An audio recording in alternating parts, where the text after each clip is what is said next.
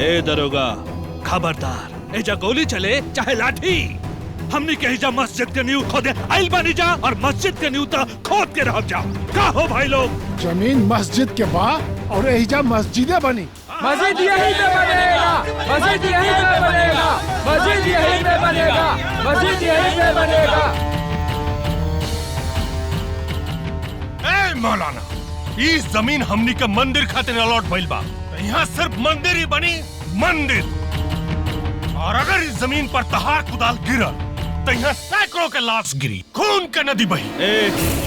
अब एजा नदी बहे चाहे समंदर, कौनो फर्क नहीं पड़े वाला गजराज। हमनियों के ना पूरा तैयारी के साथे आइल बानी जा और आज का फैसला होके रही। चुप! फैसला होके रही। देखा, आज हम पूरा तैयारी में आइल बानी और अगर विश्वास नहीं के होत तो पीछे मुड़ के देख लो लोग। तू लोग के समझदारी यही में बा कि इस जगह के खातिर निपटारा करे के बा तो आपसी सहमति से कर ला। और इस देश में कानून बा, कचहरी बा, कोर्ट बा। देखा, कहीं तहार मंदिर के चक्कर में इस जगह शमशान न बन जाए और तहार मस्जिद बनावे के चक्कर में कहीं इस जगह कब्रिस्तान न बन जाए। ऐसे आपसी सूझबूझ से तू लोग आपस में डिसाइड करके जो ना काम करे के बा करा। ठीक बा? जवान, चलो सब लोग।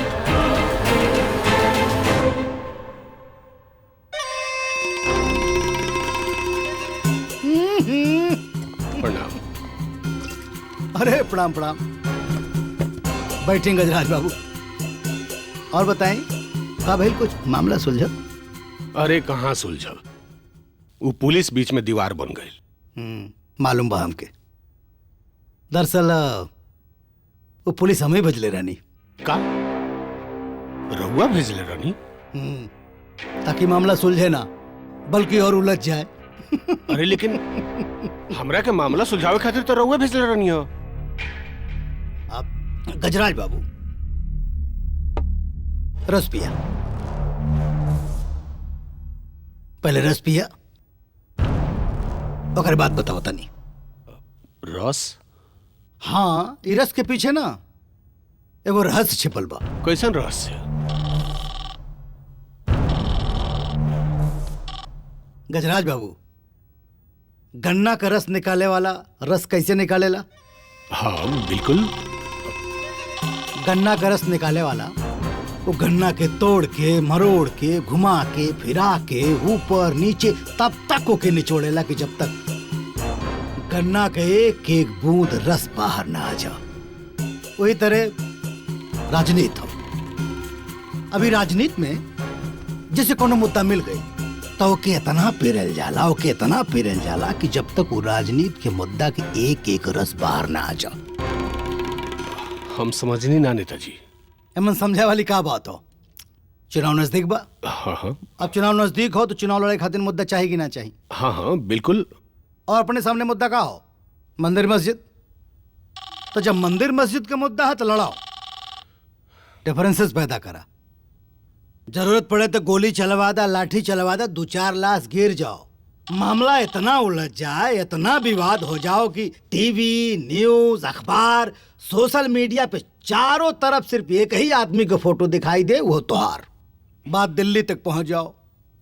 यह बात तो हम मौलवी साहब के भी समझा देले बानी। अब हमरा सब समझ में आयल। वाह नेताजी, कमाल के दिमाग इस्तेमाल करे बनी रहुआ।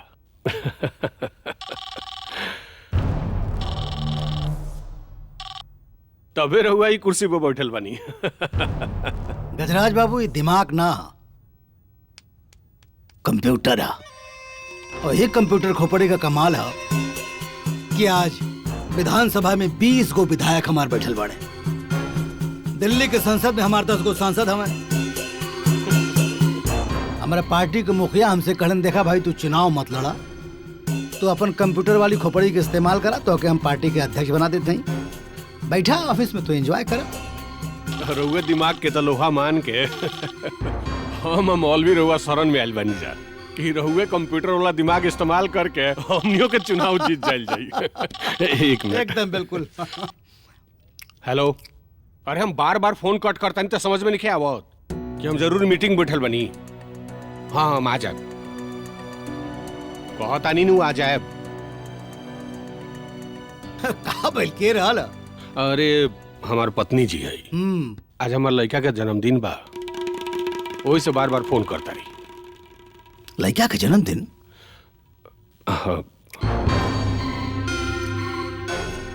गजराज बाबू, जहां तक हमरा पता हो आपके तो कौन औलाद ना हो। ना नेताजी,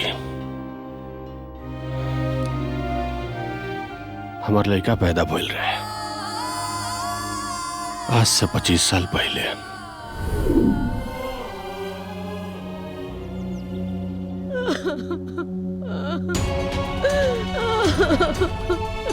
शकुंतला, शकुंतला।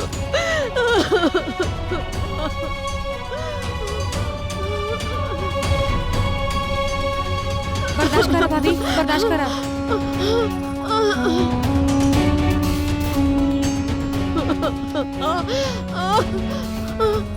शकुंतला। हाँ हाँ भाभी।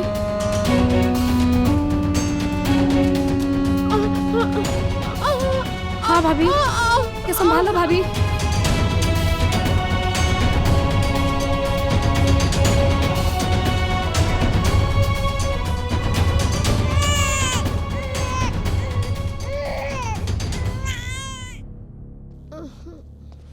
भाभी बधाई हो भाभी, बेटा भाई बा। सही में शकुंतला? हाँ हाँ, ई घर के चिराग, ई घर के राजकुमार भाभी। हम जाता नहीं भैया के बतावे। हे देवी माँ, तू हमार सुन। भैया लड़का भइल बा। भैया नेक दा दा। ला ये घर में राजकुमार आयल बा, राजकुमार। हाँ। जो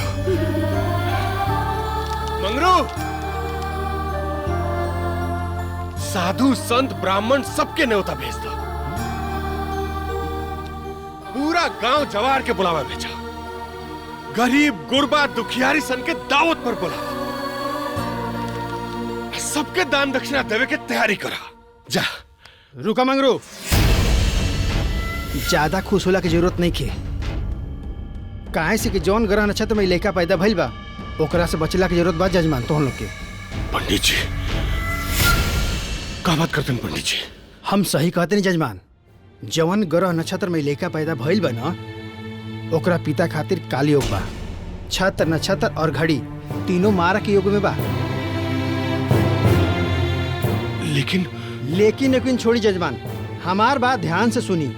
आपन और लड़का के भलाई चाहतनी तो ओकरा के कहीं दूर भेज दी, वो 5 साल खातिर। हाँ एक बात ध्यान रखियो, 5 साल तक पिता पुत्र एक दूसरे के मुंह ना देखे के चाहिए, नहीं तो एगो के मौत तय बा। हम अपन जिगर के टुकड़ा के अपन औलाद के कैसे अलग कर दे? हम ना देव अपन औलाद के, हम ना देव। भाभी समझे के कोशिश करा। हम तोहर औलाद और तोहर सुहाग ये दोनों के सलामती के खातिर कहत बानी। हाँ भौजी, शायद ये दिन खातिर भगवान हमके बे औलाद रख ले। जायद इनके, हम इनकर सेवा मतारी बाप से बढ़ के करब। इनकर पालन पोषण में प्यार दुलार में कोनो कमी नहीं आवे दे। विश्वास करा, भरोसा रखा, सौंप दी हमन के। कैसे सौंप दे? कैसे अपन करेजा के टुकड़ा के सौंप दे? कितना मन्नत और देवी देवता के मनैला के बाद हमार अंधार कोठरी में ममता के दीपक जलल बा।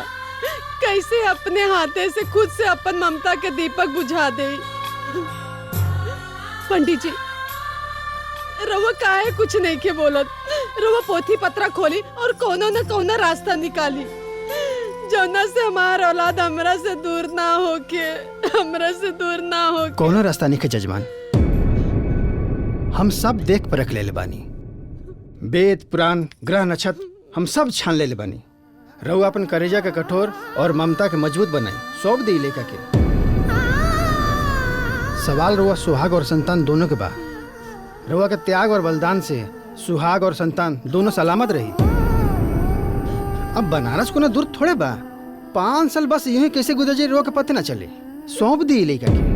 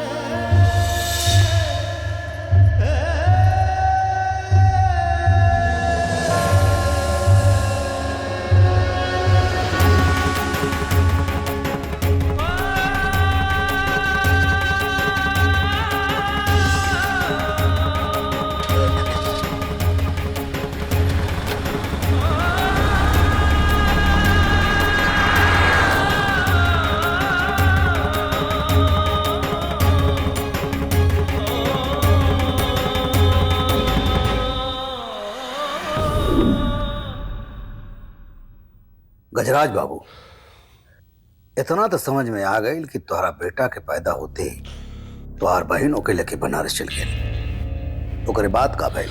फिर हमार बहन के घरे हमार बेटा राजकुमार की तरफ पले लगा।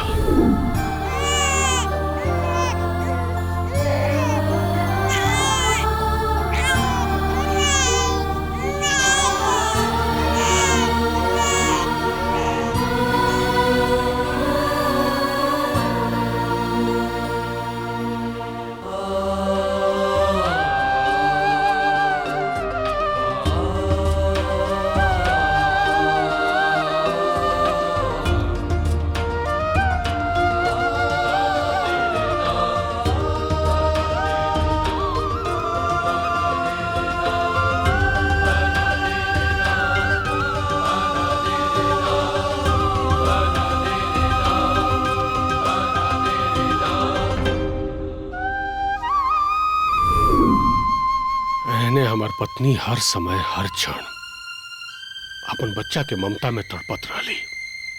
धीरे धीरे समय बीते लागल। हमार बहन के घरे हमार बेटा बड़ा होके लागल। ओने हर साल हमार बहन बहनोई हमरा लड़का के जन्मदिन मनावे लो।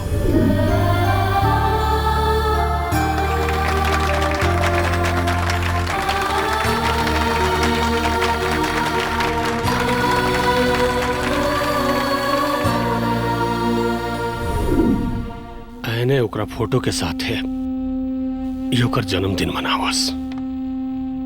एक तरफ खुशी के साथ, एक तरफ गम के साथ हमार लड़का बड़ा होके लागल। और धीरे धीरे 5 साल भी गुजर गए। फिर 5 साल गुजरला के बाद हमार बहन बहनोई हमार लड़का के लेके कार में वापस आउत रहे लो। पर कुदरत के कुछ और ही मंजूर रहे। रास्ता में हमार बहन बहनोई के गाड़ी के एक्सीडेंट हो गए। हाँ? एक्सीडेंट हो गई? ओकरे बाद हमार बहन अब बहनोई के लाश तो मिलल, लेकिन हमार लड़का है कुछ पता ना चलल। वही दुनिया में जिंदा बा कि नहीं के। हम कितना बार अपना पत्नी के दिलासा देवे की कोशिश करे नहीं, लेकिन वो ममता के मारल माने के तैयारे नहीं के। वो हर साल ओकरा फोटो के साथे ओकर जन्मदिन मनावेली। आज भी ओकर जन्मदिन है।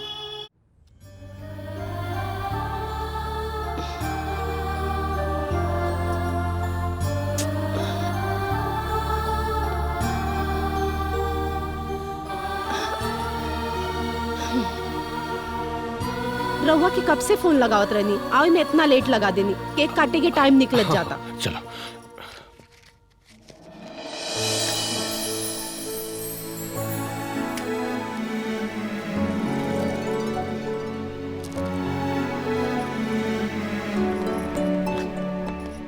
Happy birthday to you, happy birthday to you, happy birthday Shiva, happy birthday. हम अपने बेटा के केक खियाई ला।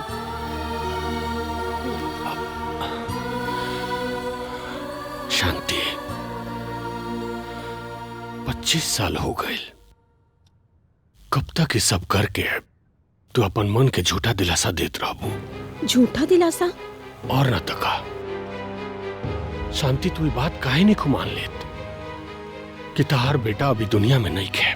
हमहू तो रउआ से कितना बेर कहनी है कि पंडित राम स्वरूप जी से पता लगवाई। रउआ हमार बात सुननी तो हम रउआ की बात कैसे मान ली? हम वहां लगे फिर खबर भिजोले बानी। हम यो जाना तानी कि उन्हें से यह खबर आई कि तहार बेटा अभी दुनिया में नहीं खे। मान ला हमार बात। कैसे मान ली? ओकर लाश मिलल, कहीं से कोनो खबर आई कि केहू बतैलस, कि केहू अपनी आँखी से दिखलस? नानू, अब ही भी हमरे ममता के कोठरी में उम्मीद के दिया बुझाइल नहीं खे, और हमार दिल रो रो के पुकार रहल बा। हमार बेटा इस धरती पे कहीं न कहीं जिंदा बा। जीना है तो उसमें जी जो सब में रम जाते हैं, इसीलिए तो देवों के देव महादेव कहलाते हैं।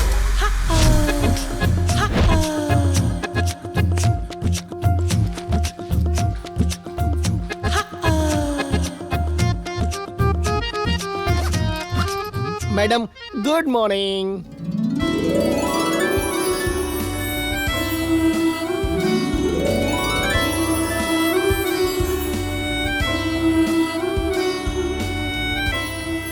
अरे महेश, तू एजा इला गाड़ी की चाबी। अच्छा मैडम, ऊ अघोरी के कुछो पता चलल कि ना है? हाँ महेश, रात भर गूगल पर सर्च कैला के बाद सिर्फ नाम और फोटो मिलल, पता अब भी नहीं के मिलल। कोनो बात ना मैडम, है अब तस्वीर मिल गई बा ना तो तकदीर भी खुल जाई, अब पता चल जाई। Don't very. चली चलिए।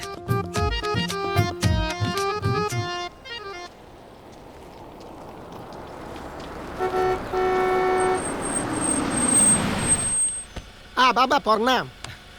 प्रणाम प्रणाम। आ बाबा ई बाबा ई अगरनाथ बाबा के मठ कहाँ बा? ये तो बाबा अगरनाथ जी के फोटो बा। इनकर मठ आगे 7 किलोमीटर बाएं तरफ बा। 7 किलोमीटर? ठीक है बाबा। नमस्ते। प्रणाम प्रणाम। बाबा अगरनाथ जी तो बाल ब्रह्मचारी रहन, फिर उनके गोद में बच्चा कौन रहले, और बच्चा कुछ जानल पहचानल लगता। लगता ही मठ।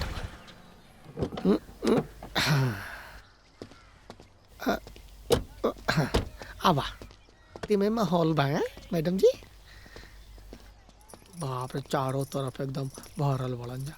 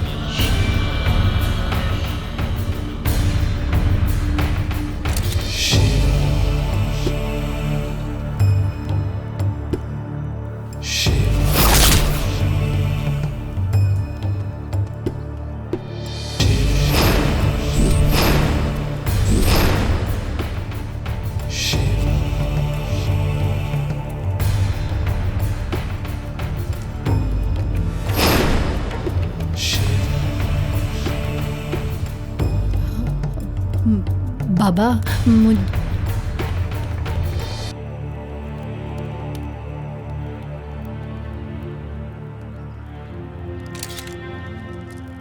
मैं तुम्हारे मन की व्याकुलता जानता हूं लड़की।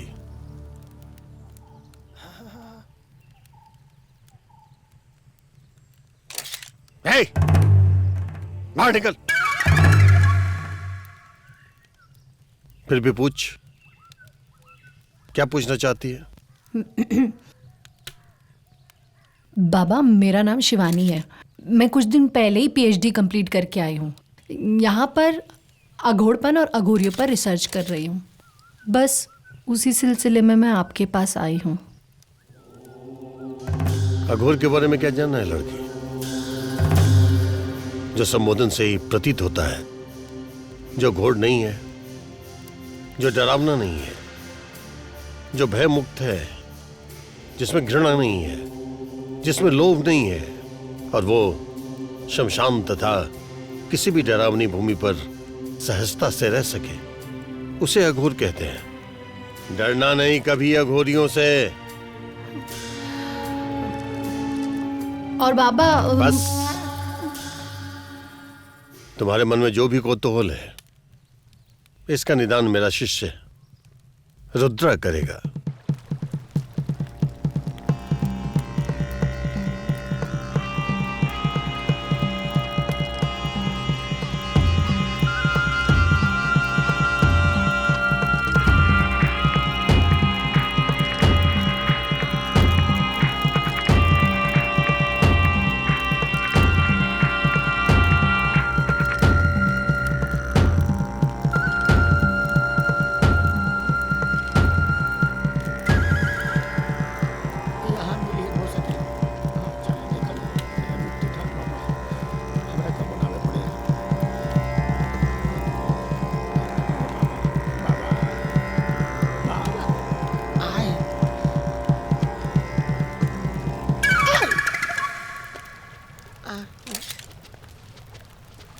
आवा लोगन,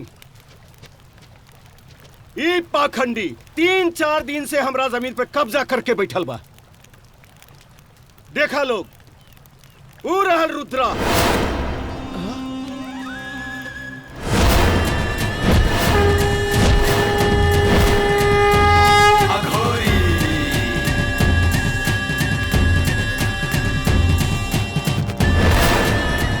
अरे मूर्ख, शमशान त बाबा भूतनाथ के बनावल आखिरी पड़ाव है, और इके हुए के ना पूरा संसार के है, पूरा मानव समाज के है। सबके ना, सिर्फ हमारा है शमशान भूमि। ये हमार एरिया बा। यहाँ सिर्फ हमार धंधा चली। दुष्ट, कफन चोर, मुर्दाखोर, जियल चाहता तो भाग जा से यहाँ से। ऐसे का देखा ताड़ा? मारे एकरा की धमकावता।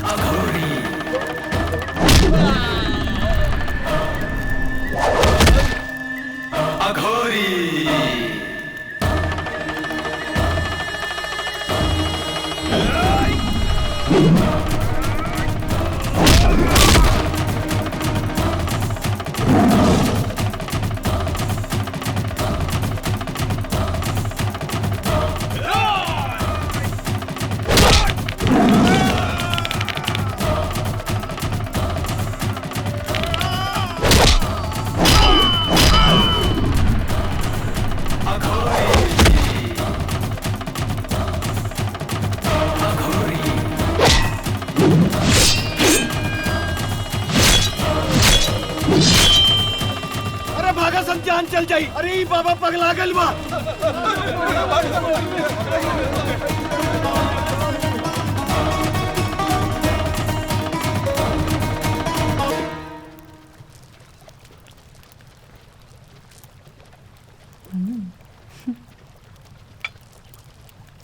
अरे चल जल्दी चल। अरे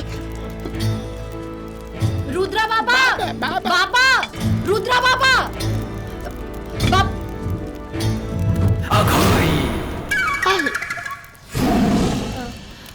हमने लोग नेजा आप ही से मिले खातिर आयल बानी।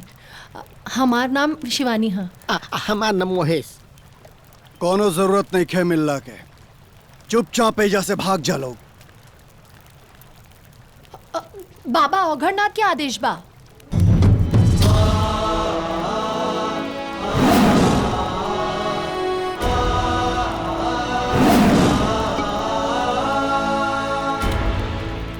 बाबा जी के आदेश बा? का आदेश बा बाबा जी के? मौलाना साहब, गजराज बाबू, तो मतलब ये भैल कि आप दोनों लोग इस जमीन का फैसला हमारा से करवाल चाहता रहा ना? फैसला का करे के बा नेताजी?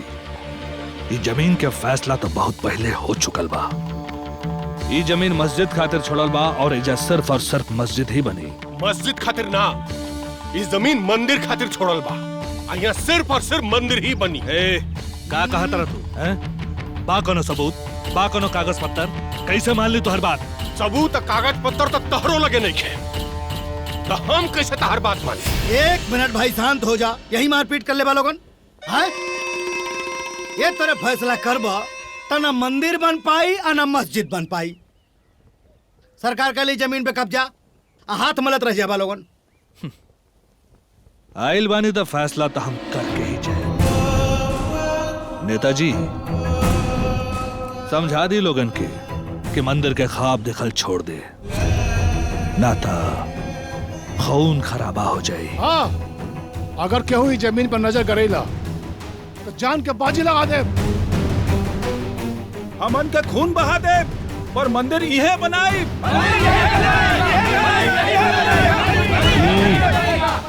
ए मौलाना, धमकी उमकी दहल छोड़ा। एनहू केहू चूड़ी पहन के लेके बैठा। एक काम करा, आपस में फैसला कर ला लोगन, मार डाला एक दूसरा के। हाँ महाराज, हम क्या बोलौली हवा, तो लड़ाई वाला बात मत करा। ये तरीके से खाली महाभारत होई, महाभारत फैसला ना होई। फैसला करल चाहत हवा, एक काम करा। गजराज बाबू, मौलाना साहब, आप लोगों से हम रिक्वेस्ट करता नहीं कि शांत दिमाग से कल आप दोनों लोग हमारे कार्यालय आवा और वहीं सामने बैठ के सब कुछ फैसला हो जाए। ठीक बा? हम जाता नहीं। नमस्कार। अच्छा रुद्रा बाबा, आप इतना कम उम्र में ई अघोरपन, सन्यास, ये सब कैसे धारण कर लेनी?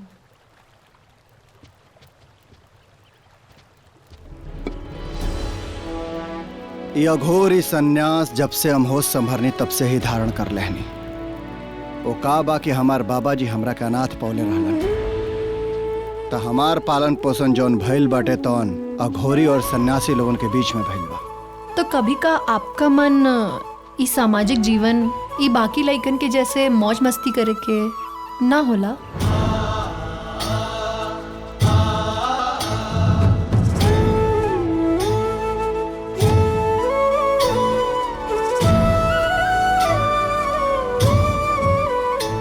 मौज मस्ती हम जौना मौज में बानी ना, वो मौज के जानला के बाद दूसर कोनो मौज के इच्छा ही ना रह जाला। अच्छा बाबा, आजकल के लइका लोग हर वक्त प्यार, मोहब्बत, इश्क, आशिकी, इन सब चीज़ों के बारे में सोचला। आपके का ख्याल बा?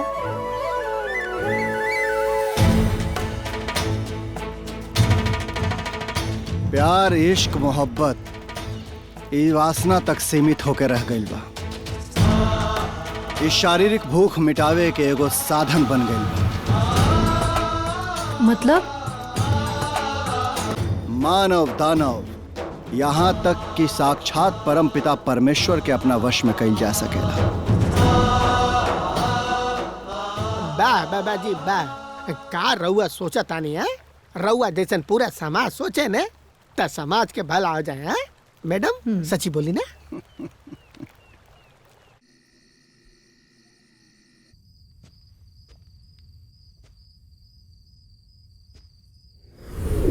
प्यार, इश्क, मोहब्बत ई वासना तक सीमित होकर रह गई बा।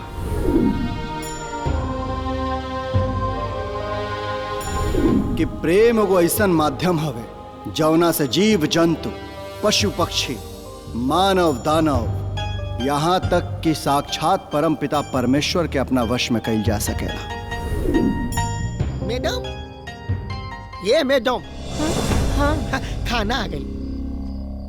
अब मैडम एक तरह का सोचा तारू है? कुछ ना, वो हम रुद्रा के बारे में सोचता नहीं। रुद्रा के बारे में? अरे रुद्रा के बारे में क्या सोचा तारू? यह कि प्यार और मोहब्बत ओकरा खातिर सिर्फ वासना और शारीरिक भूख मिटौले के साधन बा। का ई सच बात बा? का उ सच में प्यार और मोहब्बत के बारे में ई सोचेलन?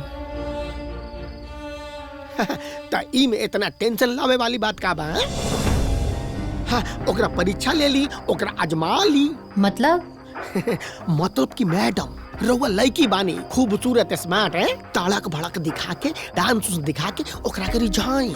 अगर वो राउर ऊपर फिसल गई तो समझ ली कि झूठा बा, और अगर सच्चा साधु होई तो अपन बात पर अमल रही।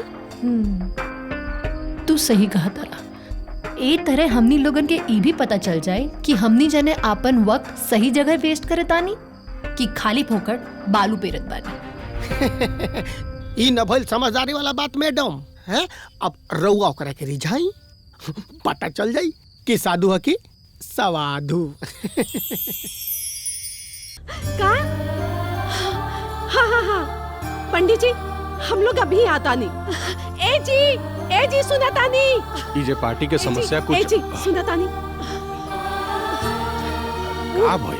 बनारस से ना पंडित राम स्वरूप जी का फोन आयल रहे, अपन बेटा का पता चल गई। कहा? हाँ, हमार बेटा शिवांश का पता चल गई। हमार दिल कहत रहल ना कि वो मरल नहीं खे, वो ई धरती पे कहीं न कहीं जिंदा बा।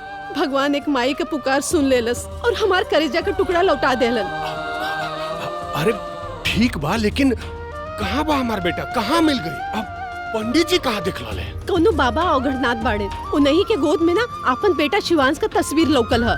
चले रोज जल्दी से बनारस चली ना। ठीक बा, शांति रखो, धीरज रखो, तनी ठंडा दिमाग से सोचा। अरे अभी पंडित जी तस्वीर देख ले बाड़े, का पता हमनी के बेटा के हो कि कोनो और लड़का के। ना वो तस्वीर में ना हमार बेटा का तकदीर जुड़ल बा, और हमार दिल कहता कि वो तस्वीर ना हमार बेटा का ही है। रोवा चली, जल्दी चली। इतना का सोचत बड़ी नेताजी? मालकिन कहता नहीं चल जाए, आपका बेटा मिल जाए।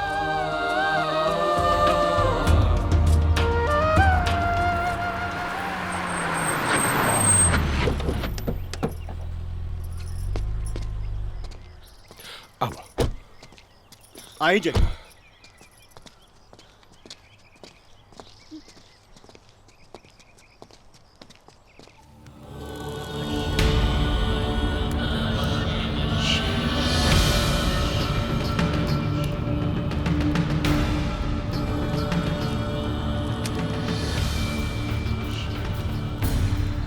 रुद्रा में न लोभ है, न मोह है, न पाप है, तभी वो एक अघोरी है।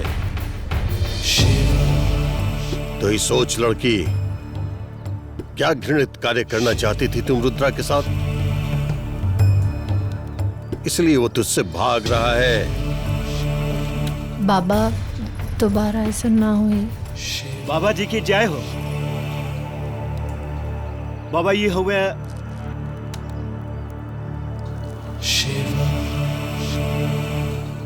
जानता हूं मैं ये कौन है, कहां से आए हैं और यहां क्यों आए हैं।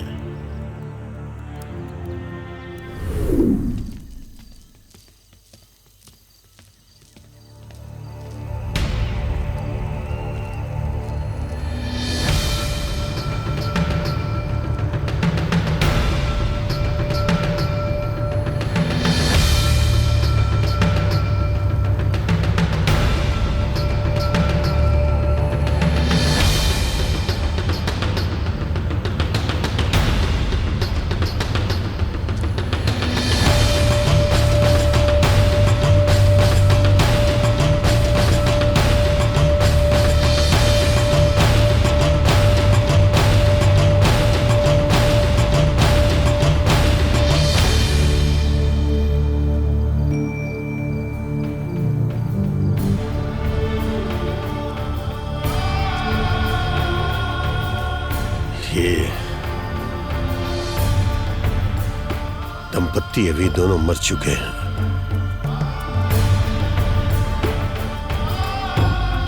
मगर ये बच्चा अभी जिंदा है। ये साधारण बच्चा नहीं है, ये कोई दिव्य आत्मा है। इसे हम अपने साथ ले जाएंगे।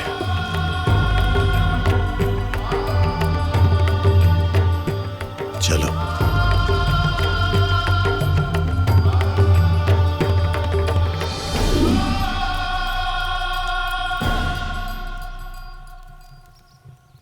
बाबा, शिवांश हमार बेटा है। 25 साल से बाबा हम तड़पत बानी। हमार ममता रोवता। बाबा, हमार बेटा हमरा के लौटा दी बाबा। क्या करोगी उसे ले जाकर?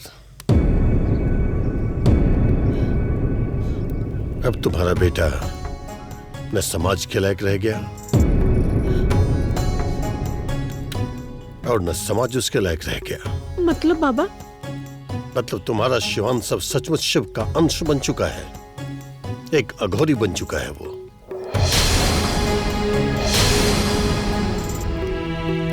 और अघोर पंथ के चरम तक पहुंच चुका है। अब वहां से उसका वापस लौटना नामुमकिन है। बाबा, मुश्किल ठीक बा। इतना दिन तक आपके पास रहल ना, तो आप जैसन हो गए। अब हमनी के पास रही ना, तो हमनी जैसन हो जाई। बाबा, हमनी के बता दी कि हमार बेटा कहाँ बा। लौटा दी बाबा हमार बेटा। ठीक है, वो मेरा शिष्य है और एक अघोरी होने से पहले वो तुम्हारा पुत्र है। अगर वो जाना चाहे तुम्हारे साथ तो ले जाओ। बाबा, वो जरूर जाई। वो हमनी का खून है, जिगर के टुकड़ा है। बाबा, आप बता दी कि हमार बेटा कहाँ बा, बस बता दी बाबा। अघोरी बस दो ही जगह मिल सकता है, या तो ध्यान में या फिर शमशान में।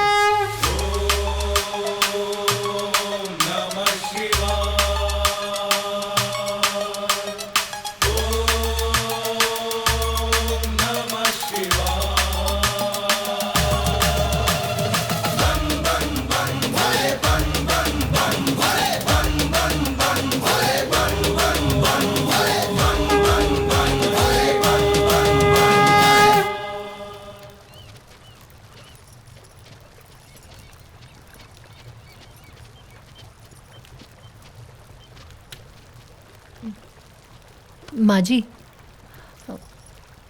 रुद्रा।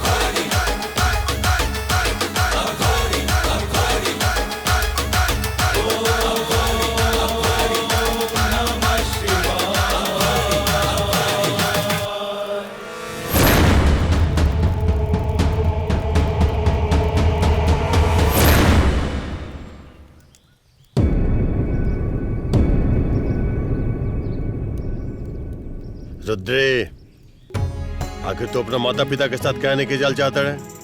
अरे अपना माता के आंसू और अपने पिता की विनती तो देख।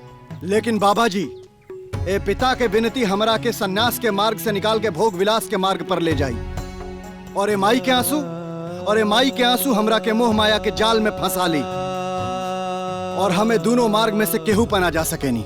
हम यही जा रहा, ना हम केहू के बेटा हैं ना केहू के औलाद। हम बाबा भूतनाथ के भक्त हैं और राउर शिष्य हैं। रुद्रे, तो हमारे शिष्य और बाबा भूतनाथ के भक्त होवे से पहले अपन माता पिता के औलाद बढ़े। सोच, अगर तहार माता पिता तेरा दुनिया में ना भिजले रहते तो ना तू हमार शिष्य हो पैते और ना बाबा भूतनाथ के भक्त। रुद्रे, माता पिता के कर्ज तो भगवान भी न चुका पावेले, लेकिन एक बात याद रख रुद्रे, वो औलाद कब्बो सुखी ना हो सकेला जौन अपना माता पिता के दिल दुखावेला।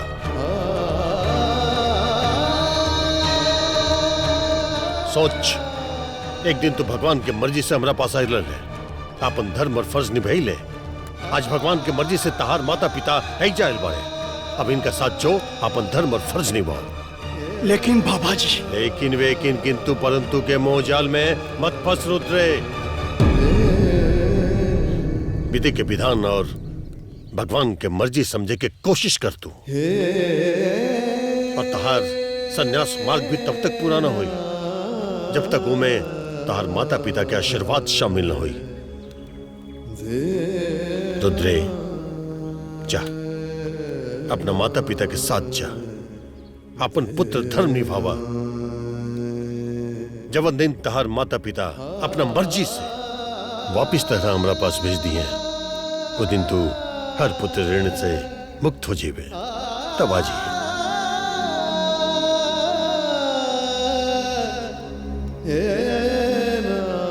जवान आज्ञा बाबा जी।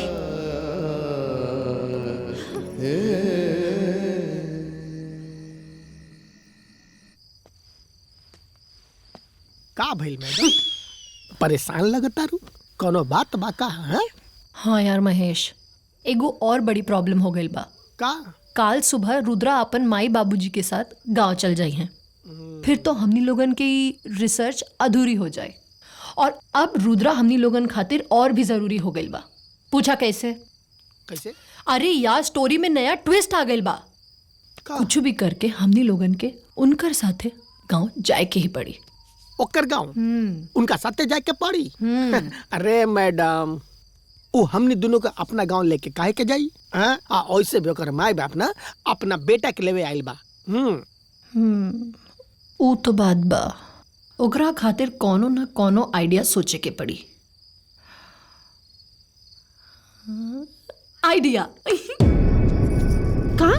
हाँ माँ जी, ऊ हम रुद्रा से बहुत प्यार करीने, और पता बा, हम अपन सब काम धाम छोड़ के पता ना कितना दिन से ओकरा पीछे पड़ल बानी कि कैसो करके ऊ इस साधु संत के जीवन छोड़ के साधारण सामाजिक जीवन जिए। हाँ माँ जी, हमने के आज से ना पिछला कोई महीना से रुद्रा के समझावता नहीं जा कि ई अघोरी के जीवन छोड़ दे, मगर अपन आगे हमने के बात सुनत उनत नहीं के। अब रउआ मिल गई बानी, बाबूजी मिल गए बाड़े, मैडम जी के प्यार के प्रेशर पड़ी ना ता हो सके सुधर जाए। हाँ माँ जी, महेश सही कहता रे। यही से हम चाहता नहीं कि रउआ हमनी दोनों के अपना साथ ले चली, कि हमनी दोनों साथ में मिलके ओकरा के समझावल जाए। ठीक बा, वैसे भी तोहरा वजह से हमार रुद्रा मिलल बना, और तू रुद्रा से प्यार करेलू तो तू चलबू तो अच्छा रही। तू चले के तैयारी कर। हाँ हाँ माँ जी, थैंक यू।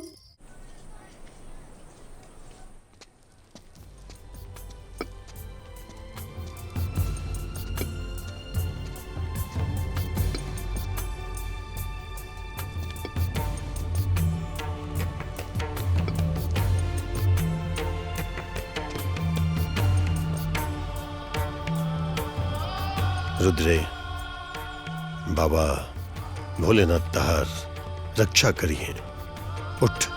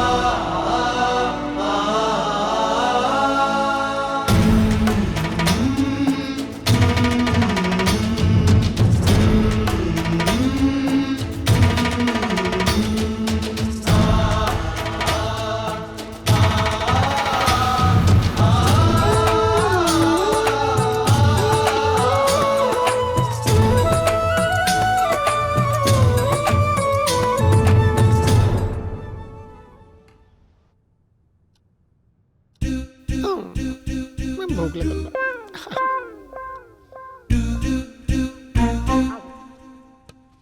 चला आवा।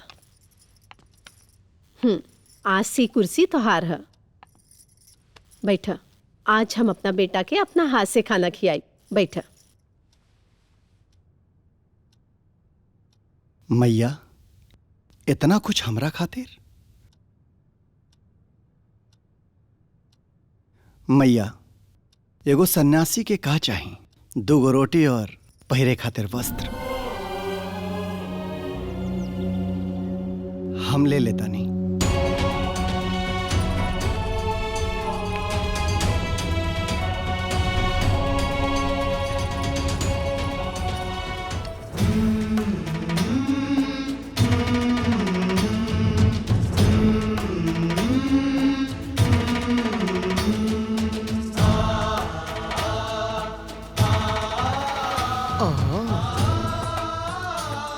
त्वदीयम वस्तु गोविंद तुभ्यमेव समर्पणे। हे कण कण में निवास करने वाले स्वामी, तुझे कोटिसह प्रणाम है।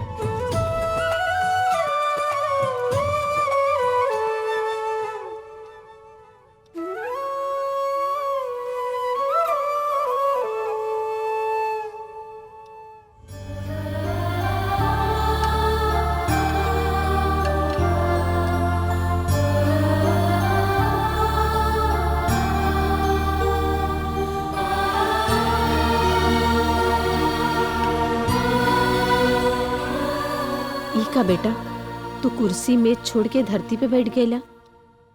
मैया सनातन धर्म सिखावेला कि भोजन हमेशा धरती पर बैठ के ही ग्रहण करे के चाहिए। वैसे भी हमनी के रोटी तो धरती मैया ही देली। इंसान जब धरती पर बैठ के रोटी खाला ना तो सुखी रहेला और धरती मैया के भी खुशी होला। अच्छा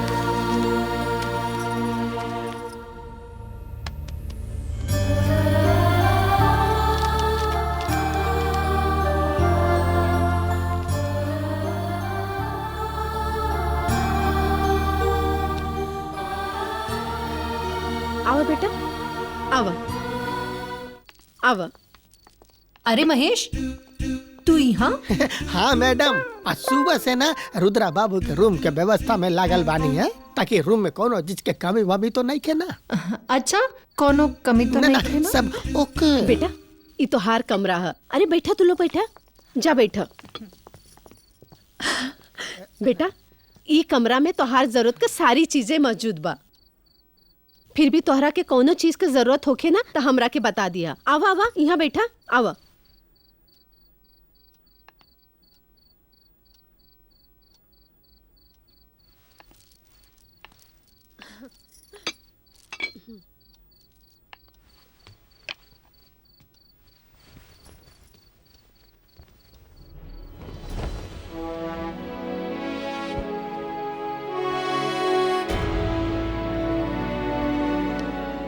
अरे बेटा ये बिस्तर हम तोहरा खातिर लगैले बानी और तू जमीन पे काहे बैठ गईला? मैया हम एगो योगी हैं और योगी के ही भोग विलास शोभा ना देला। वैसे भी मैया हम बचपन से धूर माटी और पत्थर पर सुतल बानी। हमरा के यही कुल के आदत बाटे। मैया हमरा के थोड़ा एकांत चाही। लेकिन बेटा अरे माँ जी इनके जैसे भी रहे के बा इनका रही दी ना।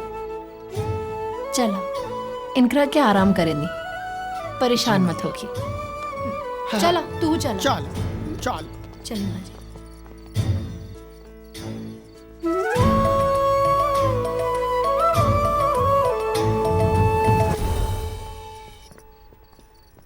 देखी माँ जी राउर बेटा 20 साल से जौन माहौल में वेशभूषा में रह रहल बाड़े ओकरा खातिर ई सब बदलल बहुत मुश्किल बा। एकदम से सब कुछ ना बदली। रवा थोड़ा समय दी सब कुछ ठीक हो जाए। तू ठीक कहा ताड़ू बिटिया। तू ओकरा से प्यार करेलू ना तो ओकरा के समझावा कि अपन घर गृहस्थी में ध्यान लगावे। ठीक बा माँ जी वो सब रवा हमरा पे छोड़ दी। अभी जाए रवा अपन कमरा में आराम करी। हाँ ठीक बा।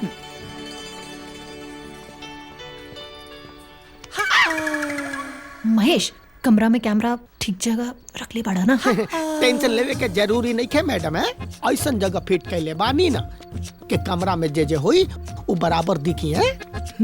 Very good. चल आप कमरा में देखल जाई का होता। हाँ। चला। अरे चला ना, चला ना, चल जल्दी से महेश लैपटॉप चालू करा और कैमरा सेटिंग ऑन करा। जल्दी करा।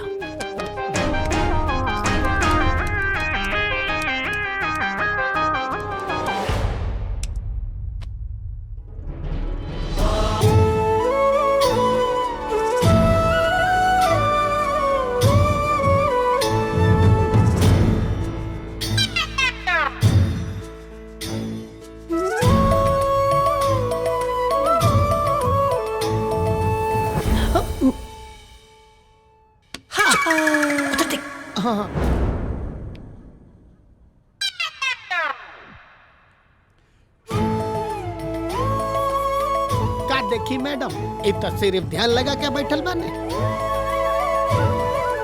कुछ करे तो जो ना देखू ना तो।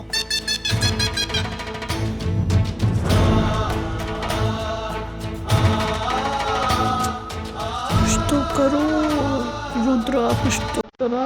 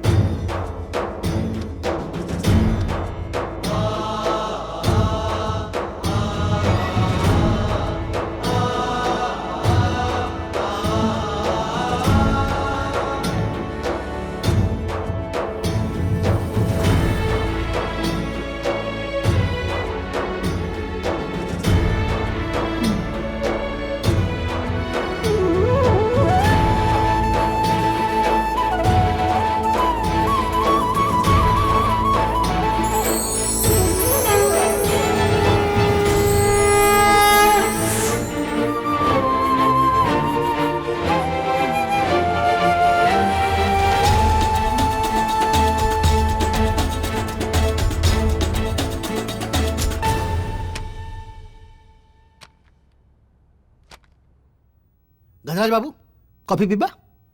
ना ना ठीक बा। तोहार बड़ी अच्छी आदत हो, हमार दिन में 4-5 हो जाला हो। कहाँ हवा 3-4 दिन से दिखाई ना पड़ता हुआ। अरे नेताजी बात ऐसन बा कि बरसों से खोल हमार लड़का के पता चल गइल रहे। का बात करता रहा? हाँ तो ओकरे के लेवे खातिर बनारस गइल। मिल गइल? जी। तो घरे आनु गइल? हाँ आ गइल। बहुत बढ़िया। अब देखा एक बात ध्यान से सुना, चुनावी सरगर्मी तेज हो रहल बा। अब चुनाव नजदीक हो, टिकट बटाए लागल हो, चुनाव लड़बा कि ना लड़बा? हाँ बिल्कुल लड़क बा। का बात करता नहीं? अरे महाराज विधायक बने के सपना बा। अरे महाराज तेरी सपना वैसे पूरा हो जाए जैसे तू चाहता रहा। देखा, अरे महाराज करेगा का हो, वो जमीन पे झगड़ा तेज करवाओ, हिंदू मुसलमान करवाओ, जरूरत पड़े तो गोली वोली चलवा दे, 2-4 ठो लाश गिर जाए। महाराज ऐसा कुछ करा कि मीडिया सीडिया एकदम छा जाए तोरे घर में पे आके।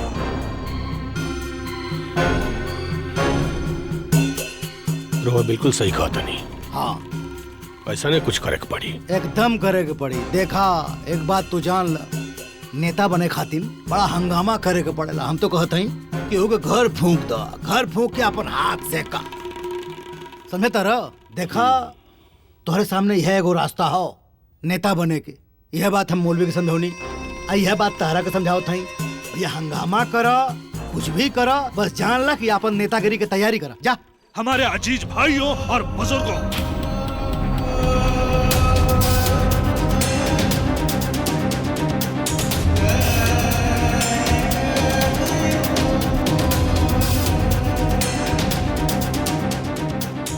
जिसे हम हरगिज बर्दाश्त नहीं कर सकते।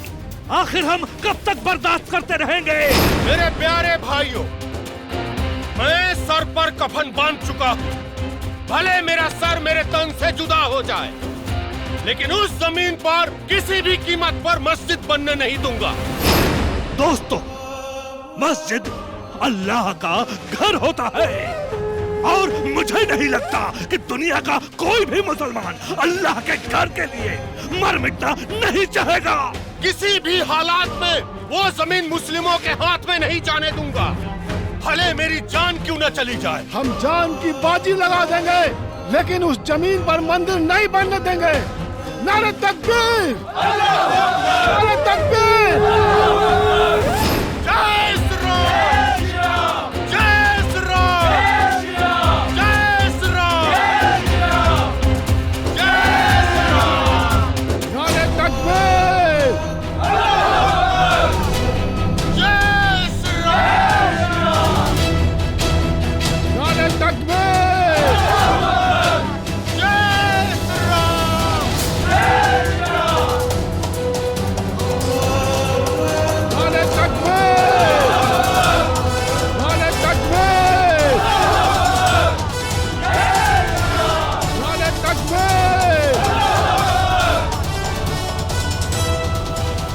गजराज, चुपचाप से जैसे वापस लौट जा। तुरा अच्छी तरह पता बा कि जमीन हमनी के हो, और जा कुछ बनी तो सिर्फ और सिर्फ मस्जिद ही बनी। खबरदार मौलाना, तू यहाँ से चल जा, न तो यही तहर खबर खोजी। इस जमीन मंदिर खातिर अलॉट भइल बा तो मंदिर ही बन के रही। ए भाई लोगन, ये काफी सब हमने का धमकी देवाता, लाश गिराता सबके। नारे तकबीर! अल्लाहू अकबर! रुक जा लोग।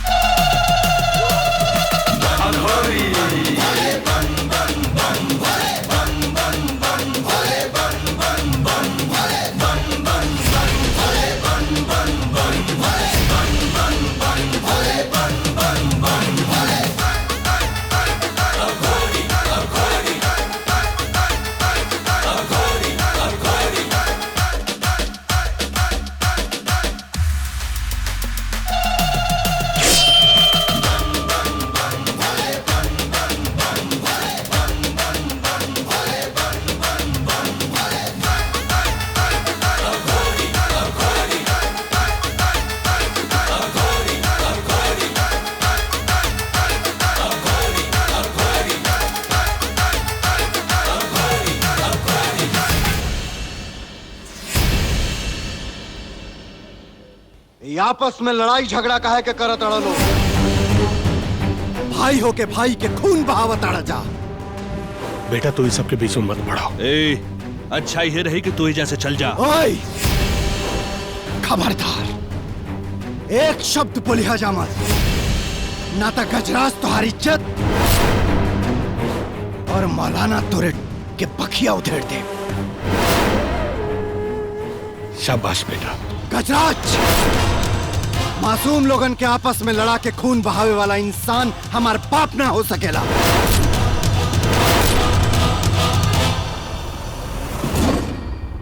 अरे ऐसे का देखा तड़ जा, हम सच कहता नहीं। तो लोगन के आपस में लड़ा के ही दोनों आपन राजनीति के रोटी से कतानस। काहे से किए मौलाना के बने के बाटे ऑल इंडिया मुस्लिम कमेटी के प्रेसिडेंट, और गजराज के बने के बाटे क्षेत्र के विधायक, और इस जमीन में तोहनी के मिली कब्रिस्तान और शमशान, जौना पर तोहनी के विधवा मेहरारू और मासूम बच्चा बैठ के जिंदगी भर रोई हंसन। भाई लोग, ये हमने का बहकावा था, ये ढोंगी पाखंडे झूठ बोला था, झूठ। अघोरी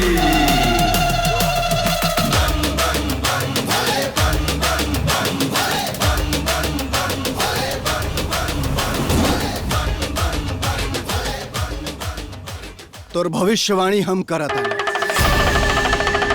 सबसे ज्यादा हिंदू मुस्लिम विरोध के बात तय करेले। एक दिन वो आई जो सबसे पहले झंडा उठा के हिंदू मुस्लिम एकता के बात तू करबे। अघोरी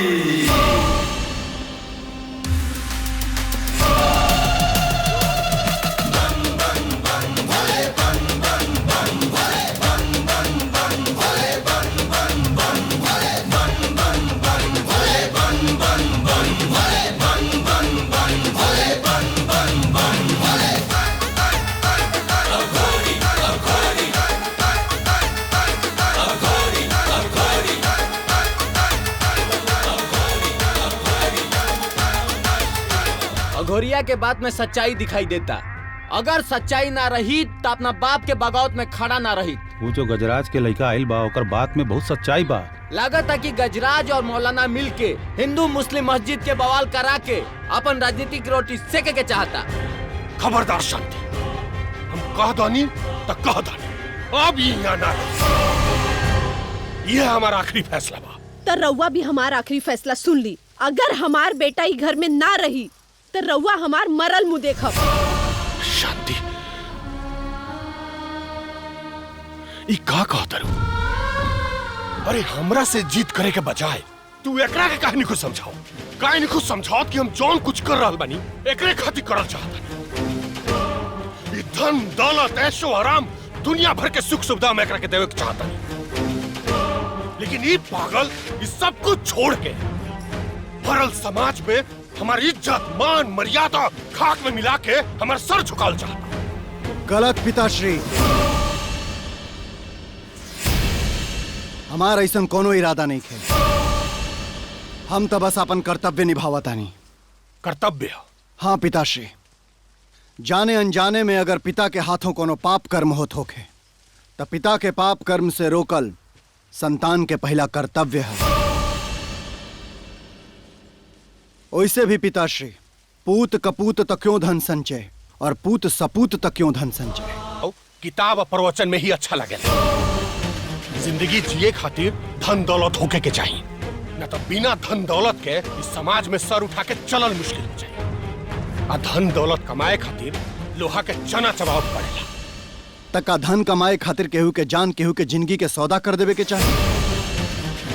वो हमारा राजनीतिक मामला बा। ई सब करके हम तहरे ऐश आराम के ख्याल रखे के चाहता नहीं। हमें ऐश और आराम करे खातिर नहीं खियाल। हमें जायल बानी ताकि हम अपनी पिताश्री और माताश्री के सेवा कर सके और उनका के सदमार्ग पर लेके आ सकी। अगर हम सदमार्ग पर चले लगनी नु तो तोहरे खनी सन्यासी बन जाए पड़ी। हाथ में कटोरा लेके गली गली दरवाजा दरवाजा भीख मांगे के पड़ी। हमरा से ई उम्मीद मत रखियो। तो हमरो से झूठ और असत्य के उम्मीद मत रखिए। न हम झूठ बोले नहीं, न हमरा के झूठ बर्दाश्त है।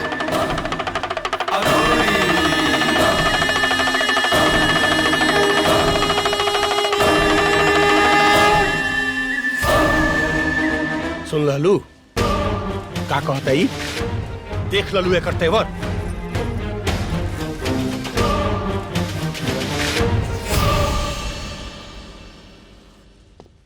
रुद्र, रुद्र, वो जैसन भी हवे तोहार बाप हवे। का करी?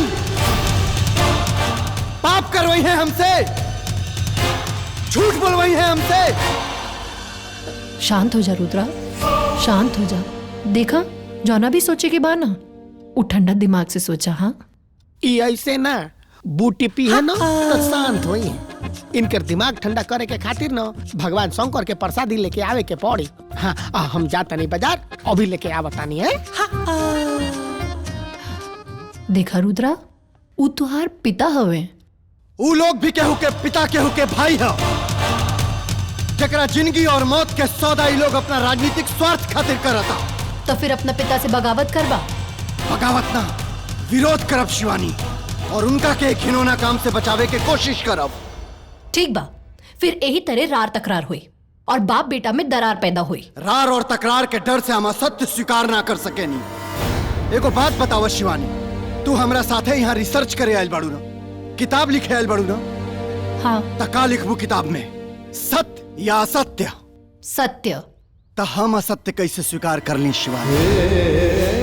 हम जिंदगी भर सत्य के किताब पढ़ ले, वो अध्यात्म के नजर से।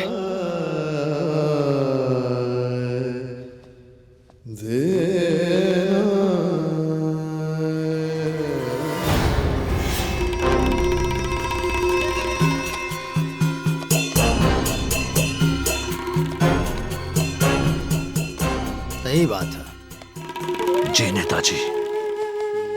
अगर आज वो गजराज के अखोरी बेटा नाइल रहित ना तो आज उहे होइत जोन हम चाहत रहनी।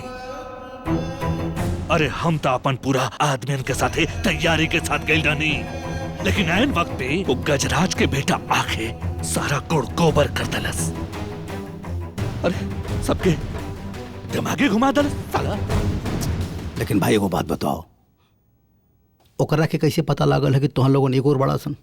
हमरा तो लागत है कि गजराज ही बतौले हुई। ये गलत बात बा मौलाना, झूठा इल्जाम खामोखा मत लगावा। अरे नेताजी, हम भला क्यों के काहे बताए? हम खुदे अपने कुर्सी के लात काहे मारब? रहुए बताई। तू ना मरबा तो लड़का तोहरे कुर्सी में लात मार दे, और तोहार विधायक बने के जितना सपना कुल चूर कर दी। ये का कहते नेताजी? एकदम सही कहते हैं। तो दिमाग से सोचा, विधायक बने का हो कि ना, तब पुत्र मोह छोड़ा, अपना बेटा के कुछ दिन खातिर बाहर भेजा। बाहर भेज दी? लेकिन कहाँ? कहाँ मतलब का भाई? लखनऊ भेज दो। हमारे को चेला पर्सनालिटी डेवलपमेंट कोर्स के सेंटर चलावेला, ओके भेज दा। तारा बेटा के जंगली से इंसान बना दे, जहाँ दाढ़ी बाल कटवा के और सूट बूट पहन के अंग्रेजी बोलवाए ना, हर बार टेन टान टून करके डिस्कोस को ले जाई लड़की के साथ, जहाँ ठुमका लगाई है ना ससुर, सब सुधर जाई है। अगर बाद जब इलेक्शन खत्म हो तो बुला लिया। बात तो रुआ सही कहता नहीं, लेकिन ओकर माई मानी तब ना। अरे भैया, तो ओकर माई तो हर मेहरुए न सोचा कोनो न कोनो कमजोर नष्ट ढूंढा और अपन कुर्सी बचावे की कोशिश कर।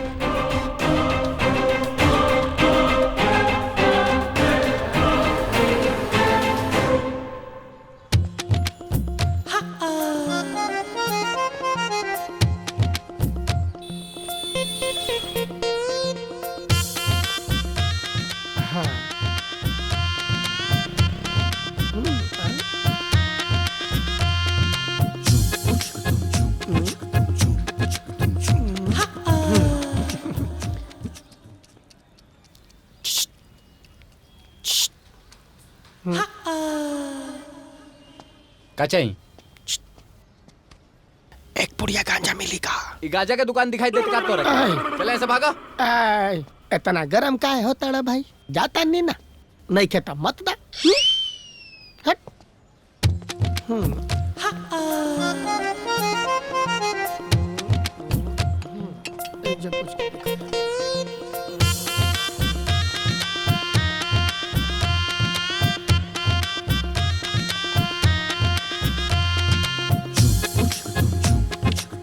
चल हमरा चाह ना चाहिए। तब का चाहिए? हमरा चाहिए। ई का होला, सही से बतावा। हमरा गांजा चाहिए। अच्छा बेटा, गांजा चाहिए? क्या चाहिए? हमारे इलाका में तू गांजा के तस्करी करत रहे तो काहे पूछले एकरा से गांजा खातिर? गांजा चाहिए? चल तारा के हम स्पेशल वाला गांजा दे।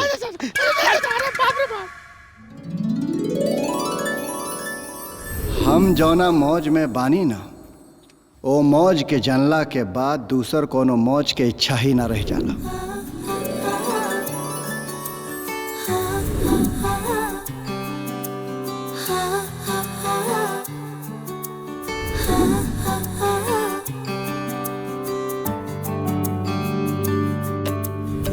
औरत हमेशा पर्दा में अच्छा लागेली, पर्दा उतारे वाली औरत के केहू अच्छा ना कहेला।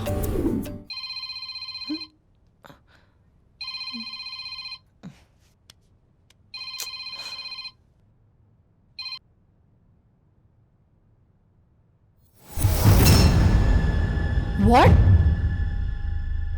पांडे जी सर, इसका कागज पत्र तैयार कीजिए। ठीक है सर। गांजा का तस्करी करते हुए राणा साहब ने इसे रंगे हाथों पकड़ा है ना रे? माई बाप, हम गांजा वांजा के तस्कर वस्कर ना, हम तो अपना मैडम के कैमरा मैन है माई बाप। हम गांजा बेचे ना, हम गांजा खरीदने गए थे, वो भी पिए खातिर। हमार माई बाप वो भी पिए खातिर। झूठ बोलेगा साला। अरे उठ उठ। अरे चुप। आई रे, तुमको मारा नहीं और तुम चिल्ला कह रहा है रे? सर, हमने कहीं सुना था, पढ़ा था, देख ले रही कि जब आप लोग मार करेंगे ना तो जोर जोर से चिल्लाएंगे तो आप लोग मारते कौन है? साला दरोगा से दरोगा गिरी। रुक जा।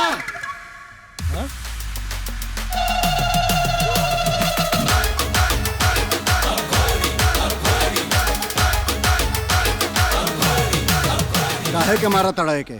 गांजा का तस्कर करते हुए मेरे राणा साहब ने इसे रंगे हाथों पकड़ा हुआ है। ये गांजा तस्कर ना बल्कि ये मैडम के कैमरामैन है और ये गांजा अपना खातिर ना हमारा खातिर लेवे गई रहल। आप झूठ बोल रहे हैं बाबा इसको बचाने के लिए।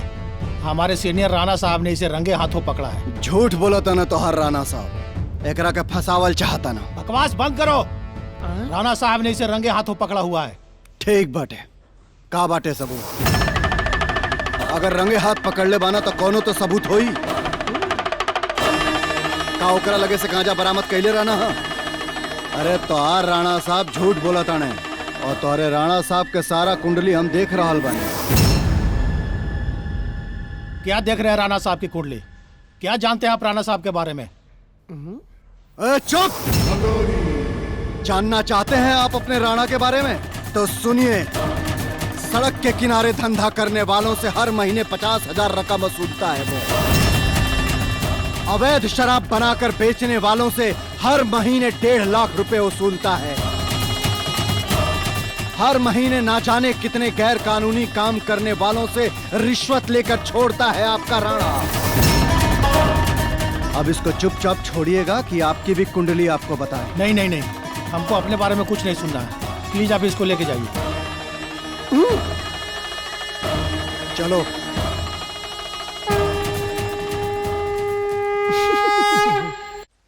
रहुई कैसन बात करतानी? ओकरा के लिए 10 दिन भी ना भइल और ओकरा के बाहर भेजे के बात करतानी।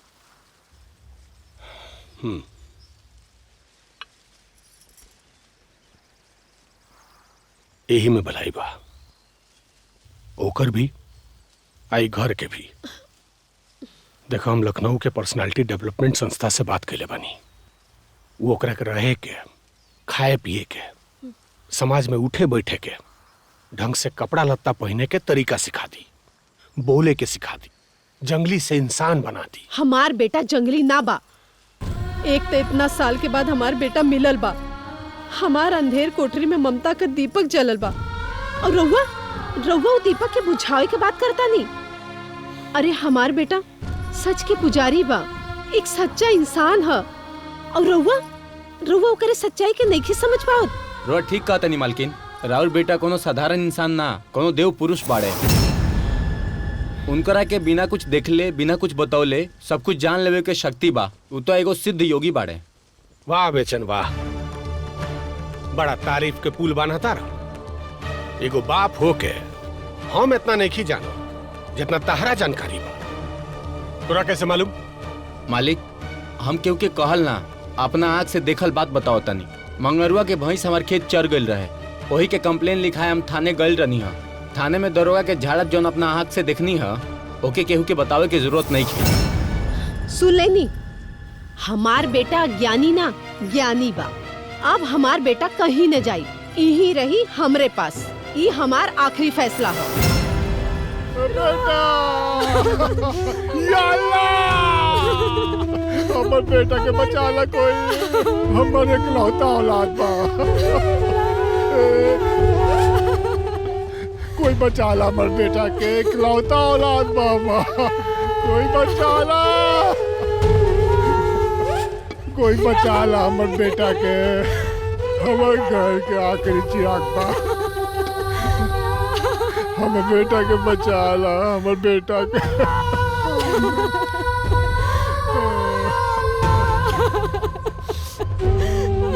का भइल एकरा के? बगीचा में गइल रहला बेचारा, खेलत रहला, सांप काटे लगा बेचारा के, मर गई। कोई तो बचाला। सांप काट लेलस? कोई बचाला हमरे लाल के। या अल्लाह।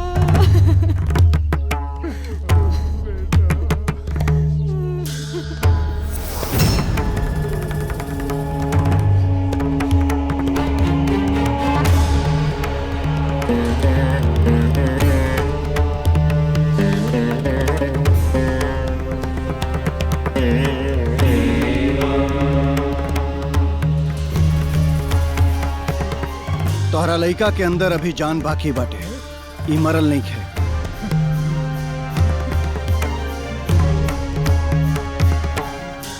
बाबा भूतनाथ चाहिए तो तोहर लइका जिंदा हो जाए। केहू के लगे गाय के कच्चा दूध बाटे 1 लोटा। हाँ, हमरा घरे दूध बा, हम लेके आओ तनी। लड़का कैसे लेटावा।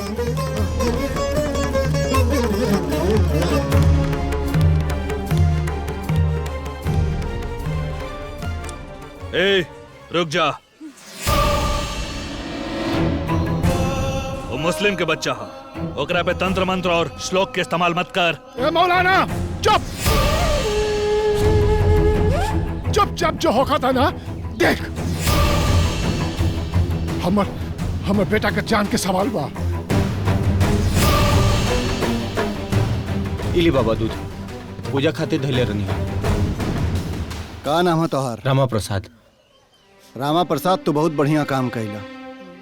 केहू के जान बचौला से बड़ा पूजा कुछ ना हो सकेला। हम लड़का के इलाज करतानी, तबले तू बाबा भूतनाथ से लड़का खातिर प्रार्थना करा। जरूर बाबा।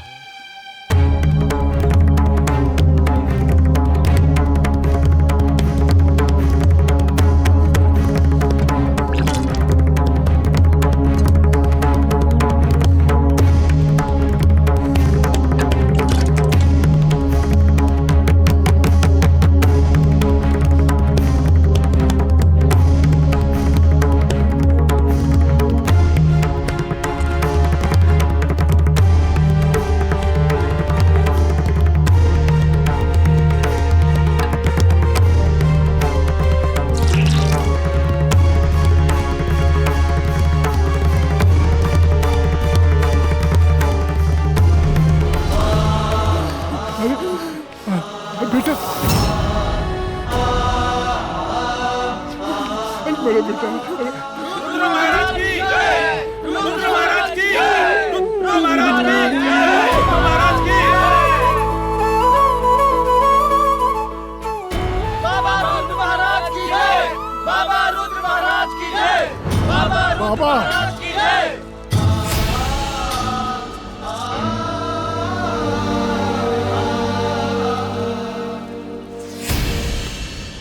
बाबा बाबा महान बने, भगवान बने भगवान। हमर घर के बुझत चिराग जला दिली बाबा, हमरा के माफ कर दी। वो दिन अनजाने में हम रउआ के काका उल्टा सीधा बोल दिली, माफ कर दी बाबा। ये एहसान कैसे उतारम बाबा हम रउआ के? एहसान तो तोहरा ऊपर बाबा भूतनाथ भंडारी के बटे, जे तोहरी बेटा के बचावे खातिर हमरा के यहाँ भेज देना हा। कर्जा बा उनकर तोहरा ऊपर।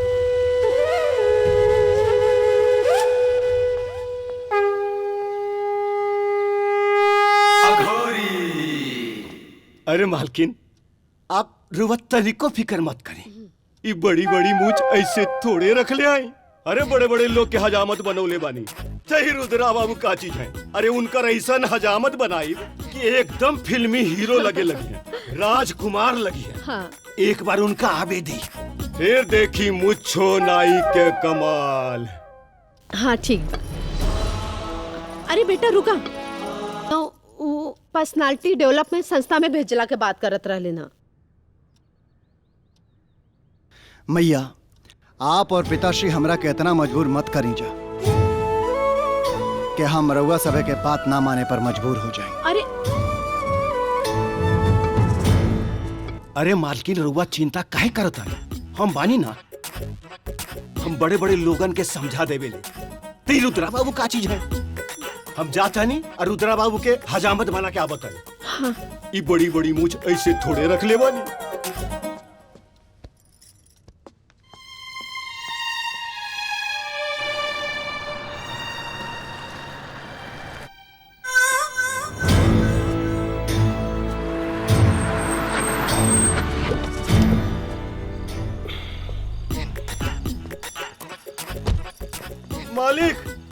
मालिक ये देखिए हमारे दाढ़ी और बाल। मुझू का ही सब? हम गए नहीं रुद्रा बाबू के दाढ़ी और मूछ बनावे, उल्टा वो हमारे दाढ़ी मूछ बना दिले। देख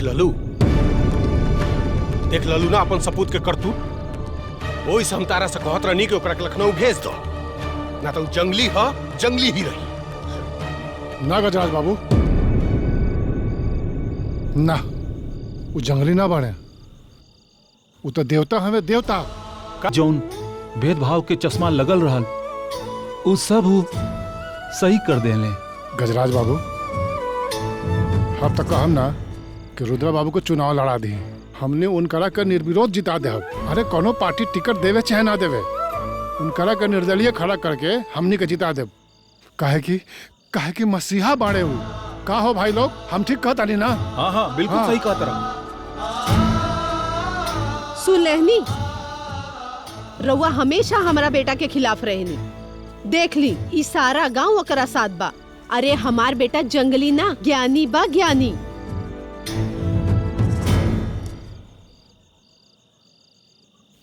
कैसे ये का कहता रहा मौलाना? हम सही कहता नहीं नेताजी। वो अघोरिया ना पूरा गांव के हिंदू मुसलमान के एक कह देले बा, और पूरा गांव वाले ना वो गजराज के छोड़ के वो अघोरिया के नेता बनावे पे उतारू हो गए बाड़े। अच्छा तो महाराज मन हाइपर वाली कौन बात है? तो गजब का नहीं हो जाओ। एक काम करा, गजराज का सीट कैंसिल करा, ओकरा बेटा के चुनाव लड़ाओ। ये क्या कहते नहीं नेताजी? अब ओकर बेटा विधायक बनी हैं? मौलाना साहब, राजनीति में ना कभो रिश्ता नाता ना देखल जाला। राजनीति में देखल जाला कैंडिडेट, वो कैंडिडेट जवन सीट निकाल सके। हमारी बात माना, गजराज के घर चले के तैयारी हाँ, हम गजराज के घरे जे। अरे नेताजी, पूरा पब्लिक जानेला कि हम गजराज के घोर विरोधी हैं। अगर हम ओकरा घरे जाए तो पब्लिक का कही लोग? कुछ ना कही, थोड़ा दिमाग शांत करा और हमारी बात सुना। आई विरोध रोज छोड़ा। मौलाना साहब एक बात याद रखिएगा, कामों करे के चाहिए जवन पब्लिक के पसंदों को, और पब्लिक के हिसाब से चले के चाहिए। ये क्वेश्चन बात करता नहीं नेताजी, यही सब खातिर हम बरसों से इतना मेहनत करता नहीं, दिन रात एक कदनी, खून पसीना बहानी, ये सब के ये सिला देता नहीं रहुआ हमरा के। गजराज बाबू, जज्बाती मत बनिए, दिल से ना दिमाग से सोचिए। मौजूदा परिस्थिति और जनता का झुकाव तुम्हारे प्रति ना, तुम्हारा बेटा के प्रति बा। हमारा बेटा के तरफ ये क्वेश्चन बात करते नहीं रहुआ? अरे देखिए रोआ, कुछ गलत फहमी भइल हुई। अरे ना वो कुर्सी के लायक बा, ना राजनीति के लायक। गजराज बाबू, राजनीति के लायक नहीं की तो राजनीति सिखा दे, और राजनीति के जितना दाव पेच होला एक्सपर्ट करा दे। ये सब की चिंता तू छोड़ा, खाली इतना बात सोचा कि विधायक चाहे तू बना चाहे तुम्हारा बेटा बने, सीट तो तुम्हारा घर ही में रही लू। गजराज बाबू, कल शिवरात हो, कल महाशिवरात्रि के पूजा बड़े धूमधाम से करवावा। पूजा में शामिल होके हम आए, जनता के लगी कि हम पूजा में शामिल होके आयल बनी, लेकिन हमारा असली मकसद था तारा बेटा के राजनीति खातिर तैयार करेगा।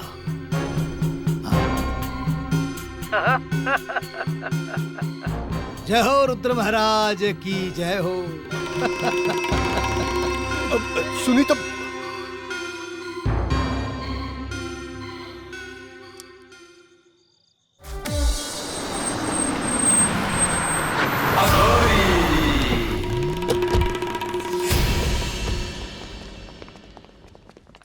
जय हो रुद्र बाबा की जय हो, जय हो, जय हो प्रभु और जय हो रुद्र महाराज की। महाराज, बड़ा नाम सुनने रहनी है रहुआ के, आज साक्षात दर्शन हो गए महाराज। ए ढोंगी, ए ढोंग काहे करत अड़े? उठ। क्या बात करता नहीं महाराज? अरे हम ढोंगी ना, हम तो जनता का सेवक हैं। सेवक ना लुटेरा हुआ सा लुटेरा।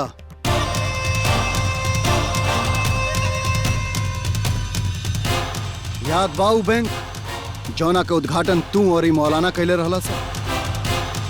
हाँ, तो बैंक फ्रॉड निकल गई, लाखों रुपया लेके भाग गई जनता के। हम का खर्च किलो में वो भगना सा ना, ओकनी के तोनी के भगौला सा।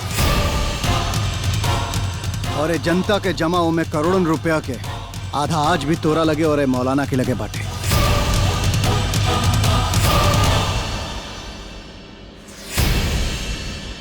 जौने जमीन पर स्कूल और अस्पताल बनावे खातिर सरकार तो के करोड़ों रुपया दहलस। वो करोड़ों रुपया तू और ये मौलाना मिल के डकार गईलस और वो जमीन के बना दहलस जंग के अड्डा। और ये मासूम गांव वाला उस जमीन पर मंदिर और मस्जिद बनावे खातिर एक दूसरा के खून बहावे खातिर तैयार हो गई न। कई बात तो हर समाज से और अब आइल बड़े हमरा के नेता बनावे खातिर, ताकि जौन पाप तू और ई मौलाना करत रहला हसा उहे पाप अब हम करे।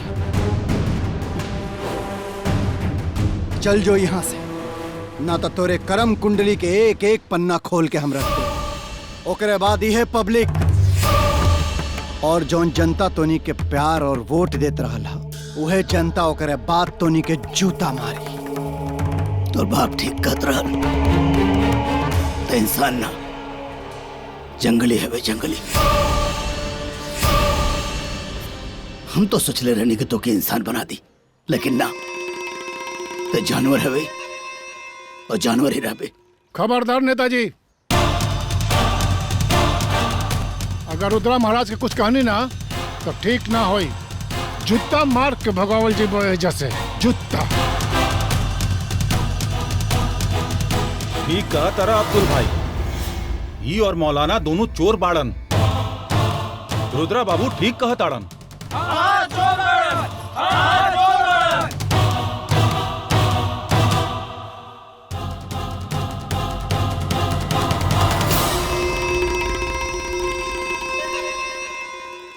इतना ठीक ना कैले गजराज, और जनता के बीच में जवान हमार बेइज्जती कैले बाड़े ना, तोरा के भारी पड़ी।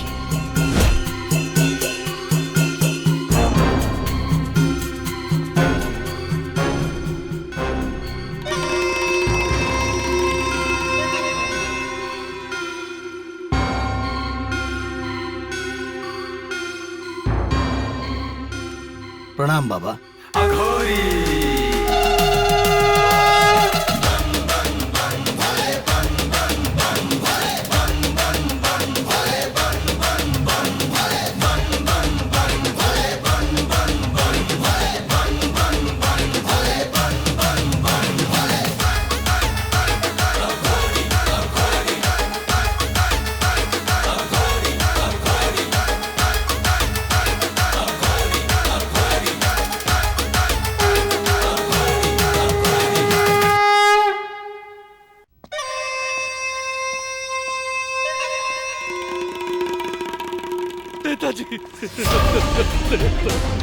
मौलाना, हमरा के बचा ली नेताजी, हमरा के बचा ली।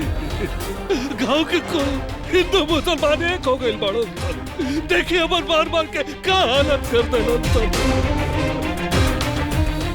देखिए कितना मरले बड़ो। अरे हमार घर तोड़ दिलन तो नेताजी, बताइए हम कहाँ जाए?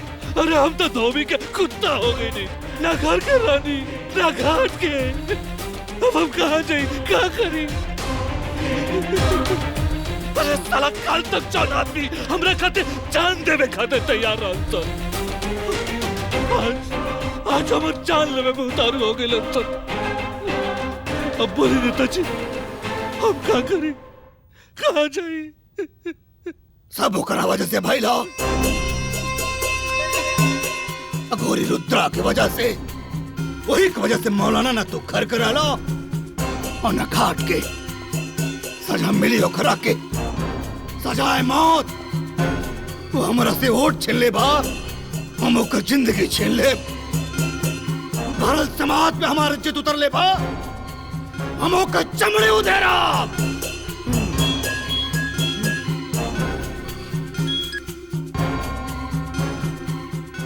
नेताजी। बोल गजराज। देखिए, माफ कर दी नेताजी, पागल पता न रुआ के काका कह दिला सब। देखिए हम ओकरा तरफ से माफी मांगता नहीं। चुप गजराज, चुप। सुनी माफ मत बन। सब तोर साजिश रहे, हमार बेइज्जती करावल तोर प्लान रहे। हमारा से बड़ साजिश करावे वाला नेता बन के लेता है? बुझा गए तो राजनीति का दिया सारे। You are dismiss from my party. सारे फोन चुप। देखिए हमार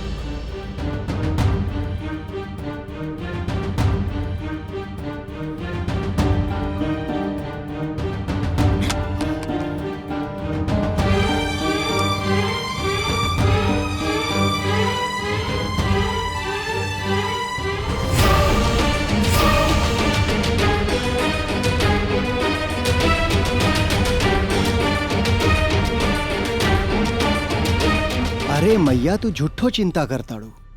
ईमान सम्मान इज्जत बेइज्जत के चिंता झूठ के होला, सत्य के ना। झूठ अंधकार है तो सत्य प्रकाश। तू देखी है यह सत्य बाबूजी के झूठ के अंधकार से निकाल कर सत्य के प्रकाश में खड़ा कर दी। अरे शांत। अरे रउआ शांत हो जाई। तोरा के हमार कसम आज तो कुछ न बोलबो।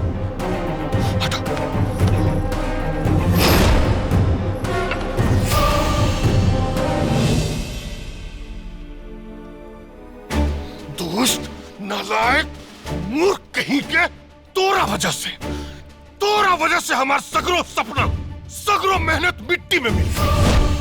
गर्दन झुका दले हमार बेइज्जती करा दले।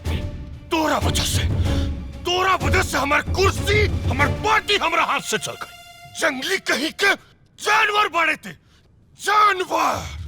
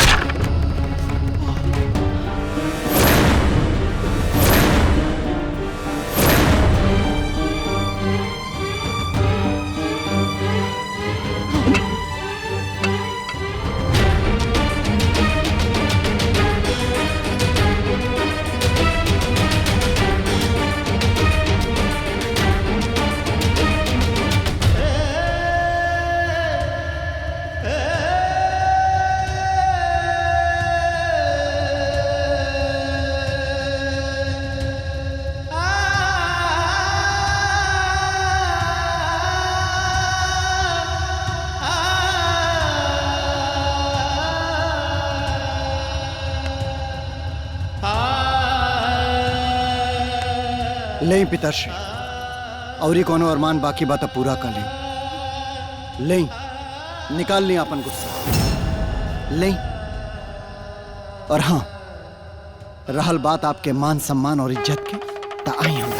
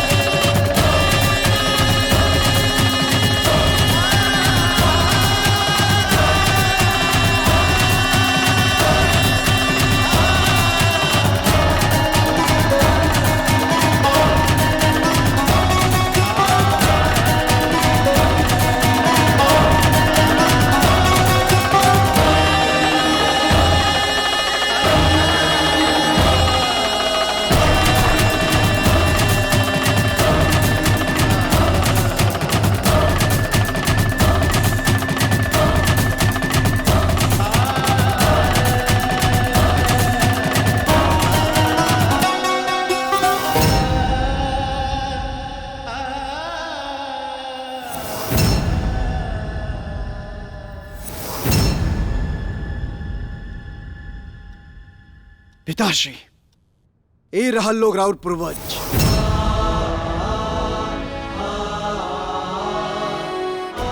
इनकी आंख में आंख डाल के देखी और पूछिए लोगों से का सत्य बा और का सत्य।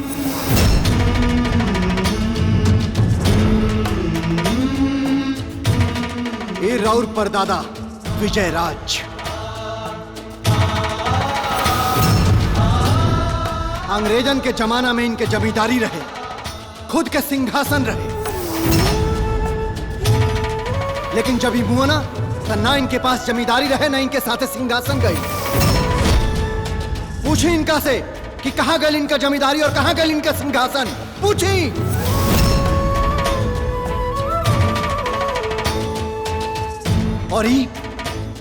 और ये आपके दादाजी शिवराज। जनता इनका के इतना प्यार दिया कि ग्राम प्रधान, ब्लॉक प्रमुख, यहां तक कि विधायक की पदवी से नवाज दिया। तनी पूछी अपनी दादाजी से कि मरत घड़ी कौन ओहदा लेके गई रहना, पूछी।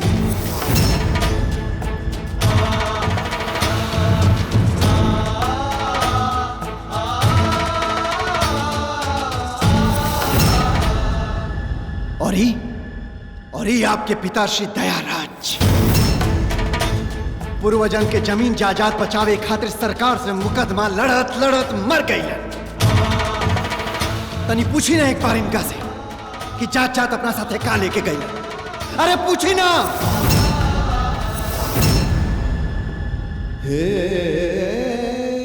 पिताश्री, बहुत पुण्य प्रताप कैला के बाद मानव योनि में जन्म मिलेला।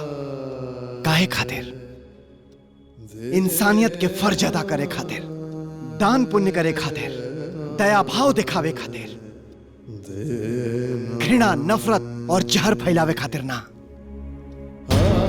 पिताश्री, अपने पवित्र आत्मा के नफरत, घृणा और लालच के कीचड़ से दागदार मत बनाई, मत बनाई पिताश्री।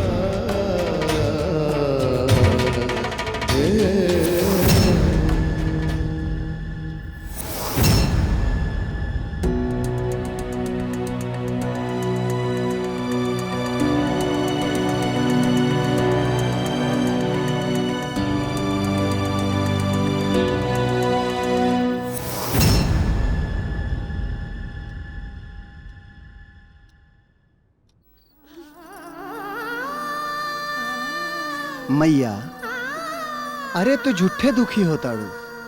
तो के पता बा, हम बचपन में बहुत शरारती रहनी और हमार बाबा जी हमरा के सुधारे खातिर अपने छड़ी से कई बार मर ले बाने। हाँ। वो तोहार गुरुजी का आश्रम रहे, लेकिन ही तोहार माई के ममता का महल है। हम तोरे देह पे एक माछी बैठल ना देख सके नी, फिर इतना बड़ा घाव कैसे बर्दाश्त करब? बेटा, तू हमारे को बात मन बा। बोला ना मैया, हम यहाँ तोहरे ममता के कर्ज और आज्ञा के फर्ज निभावे खातिर त आइल बानी। बोला का आज्ञा बा? बेटा, तू ना यहाँ से चला जा।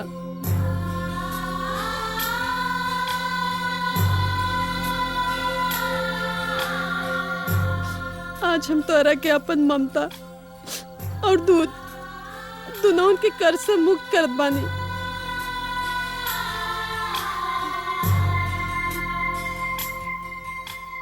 ई गांव जवार तोरे लायक ना बा और ना ही क्यों तोहार यहाँ बात समझे वाला बा। तू यहाँ से चला जा, तू चला जा, तू यहाँ से चला जा बेटा, तू यहाँ से चला जा। हाँ बेटा। मैया, तू बहुत धन्य बाड़ू मैया, बहुत महान बाड़ू। जानताड़ू मैया, जब हम ध्यान में बैठब ना तब भोलेनाथ से प्रार्थना करब कि हमरे मैया के स्वर्ग में ना सर्वोत्तम स्थान दिया। और पिताश्री खातिर भी धन्य बाड़ू मैया तू।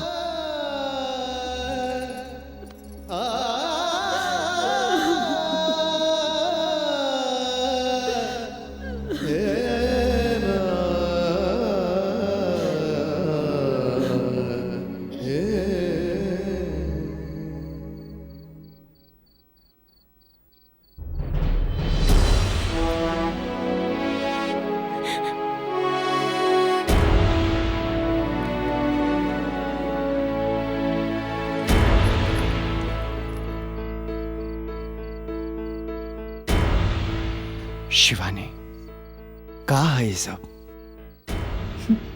सब कुछ जानला के बाद भी पूछ रहल बाड़ा कि का है ये सब? काल सवेरे तू चल जाइबा हम सबके छोड़ के। रुद्रा, का एक बार भी तू हमरा से पूछला कि हमार मन में का बा? तोहरा मन में का बा और तू यहाँ काहे आयल बड़ो, हम सब कुछ जाना तानी। जाना तरह तो दे दा हमरा के अपना प्यार की भीख। पूरा कईदा हमार सपना जाना के हम अपना मन में सोच ले बानी। शिवानी, हम योगी हैं और योगी प्रेम करे खातिर ना, समाज के कल्याण करे खातिर पैदा होला। तो रुद्रा, हमार मन में खिला तोहरा प्रति प्रेम के फूल के का होई? प्रेम हमेशा त्याग और बलिदान मांगेला। समाज की भलाई खातिर सीता मैया के भी त्याग कर देने। ना ना, हम राधा हैं ना सीता, हम तो शिवानी हैं। त्याग और बलिदान कैसे कर दी? अबले तक तो हम तो हर प्रेम भी न पाईनी हो।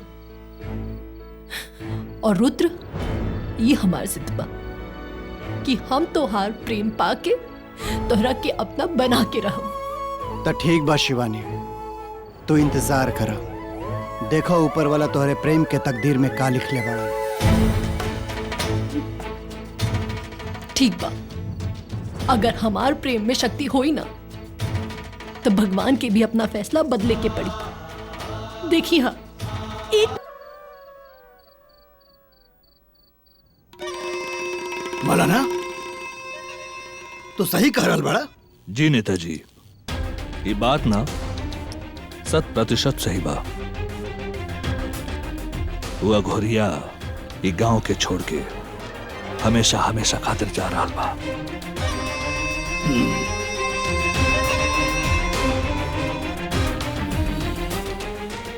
वो गांव के ना दुनिया के छोड़ के जाई। हमरा से दुश्मनी लेवे वाला सिर्फ दो ही जगह जाला, या तो कब्र में या तो शमशान में।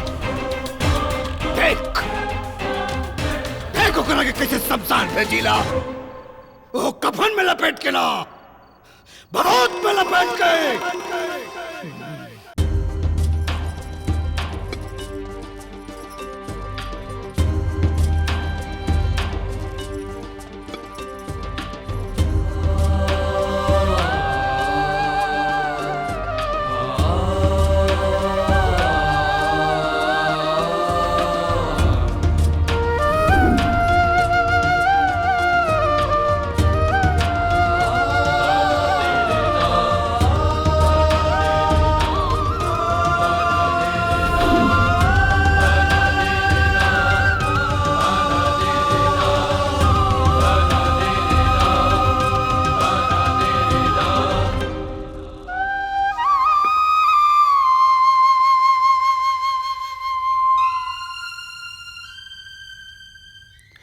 पिताश्री, हमरे पैदा भइला के बाद रउआ ही तरह मुंह फेर के खड़ा रहनी और हमरा के घर से बाहर निकाल देनी।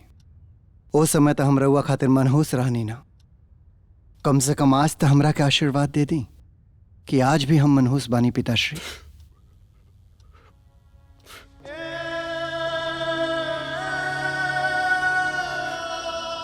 ना बाबू, ना। अरे तू तो महान बड़ा, महान आत्मा बड़ा। अपने बाबूजी के क्षमा कर दो। अरे तुम्हारे साथ भागे तो लोहा भी सोना बन जाए। बस तारा के छीना पड़ी बाबू। हम तारा पर हाथ उठा के बहुत बड़ा पाप कैले बानी। अपनी माफी बाप के क्षमा कर दो। पिताश्री, रउआ हमरा से क्षमा मांग के हमरा के पाप के भागी बना रहल बानी।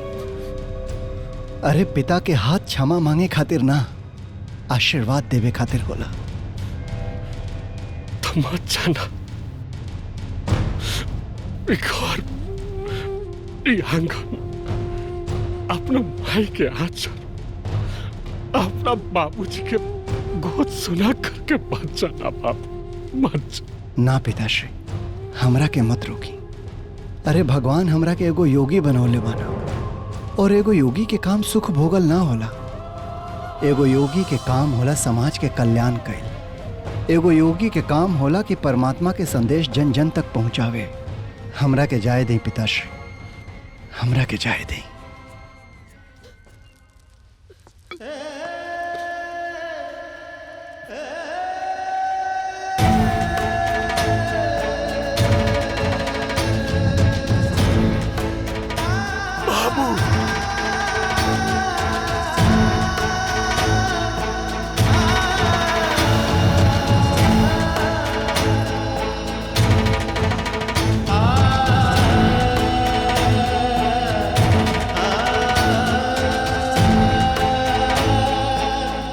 बाबा बाबा रुक जाइए बाबा। बाबा हमने रउआ के रोके खातिर आयल बानी, रुक जाइए बाबा। बाबा हम सब बदल गए बानी बाबा। बाबा रुक जाइए बाबा। बाबा रुक जाइए, रुक जाइए, बाबा, रुक जाइए बाबा। रुक जाइए बाबा, रुक जाइए बाबा, रुक जाइए बाबा, रुक जाइए बाबा, रुक जाइए बाबा, रुक जाइए बाबा, हमने के छोड़ के मत जाइए बाबा, रुक जाइए गांव के बाबा, रुक जाइए, रुक जाइए बाबा, रुक जाइए बाबा।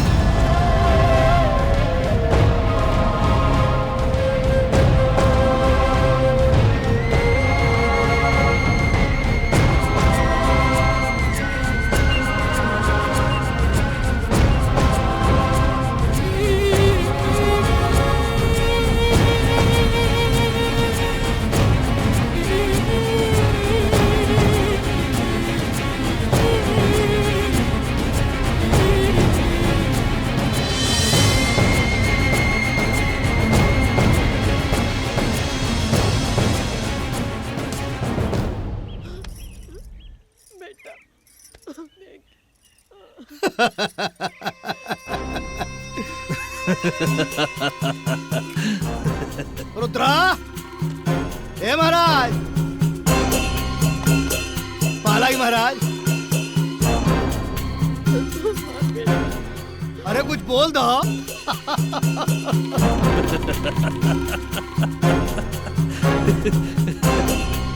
गजराज बाबू देखा, अपना बेटा का हाल देखा। रुद्रा बाबू कुछ बोलते नहीं के, कितना विडंबना का बात हो। मौलाना साहब, दुनिया के भविष्य बतावे वाला के अपने भविष्य के बारे में पता ना रहे। इनके मालूम ही न रहे कि इनके भविष्य में का लिखल हो। इनकी भविष्य हमने बता देना। मौत है रुद्रा, तोहर मौत हो आज। और सबसे बड़ी विडंबना की बात है मौलाना साहब, दुनिया की कुंडली लिखत रहे, अपने खानदान की कुंडली ना पता पुलिस तो की कुंडली में पता है काल सर्पयोग हो, आवाजे मौत लिखल हो। देखत का बड़े तोहने काट, एक एक के गर्दन रेत रेत के काट काट।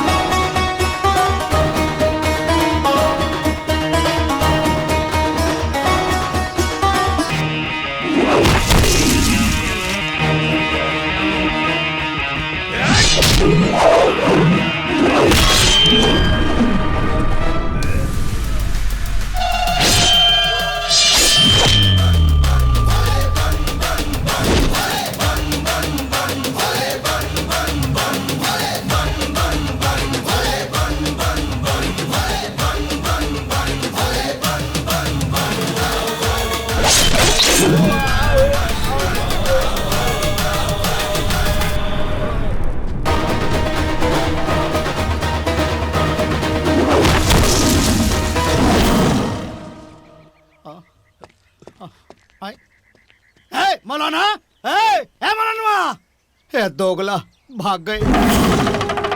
बाबा ए बाबा, अरे बाबा बाबा माफ कर दे बाबा, गलती हो गई बाबा। बाबा वैसे गलती जीवन में ना कराओ। ए बाबा हमरा अजली छोड़ दे, कुल पाप करब छोड़ दे, अच्छा काम करब, तू जवन का बतौन करब तार चेला बन जाए बाबा। ए ढोंगी पाखंडी। हाँ बाबा। तोर भविष्य हम देख रहल बानी। हाँ बाबा। तोर आखिरी गलती समझ के तोरा के माफ करत हन। अरे बाबा, अरे बाबा। दोबारा कोनो गलती कैले तो याद रखिए, ना करब गलती। रुद्रा से तोर मुलाकात हर कदम पे। हाँ बाबा ना करब, गलती हो गई बाबा।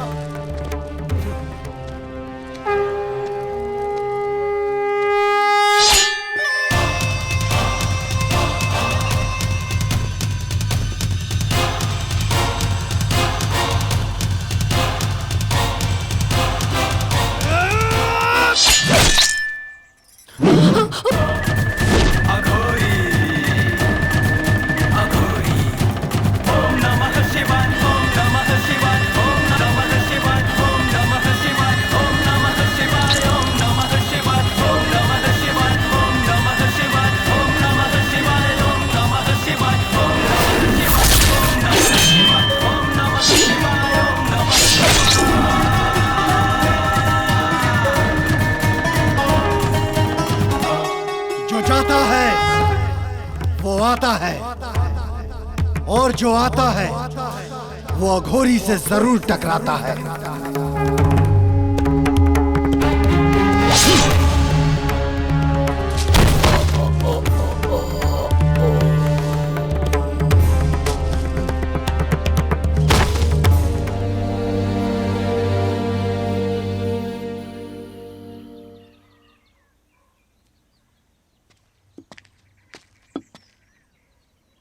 पिताश्री आपसे एगो निवेदन बाटे।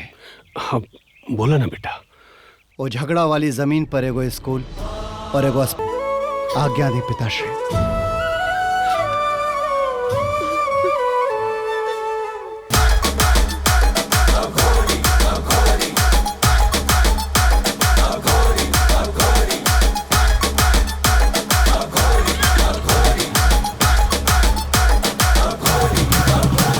आपन पसंदीदा फिल्म देखे खातिर डाउनलोड करी दंगल प्ले ऐप।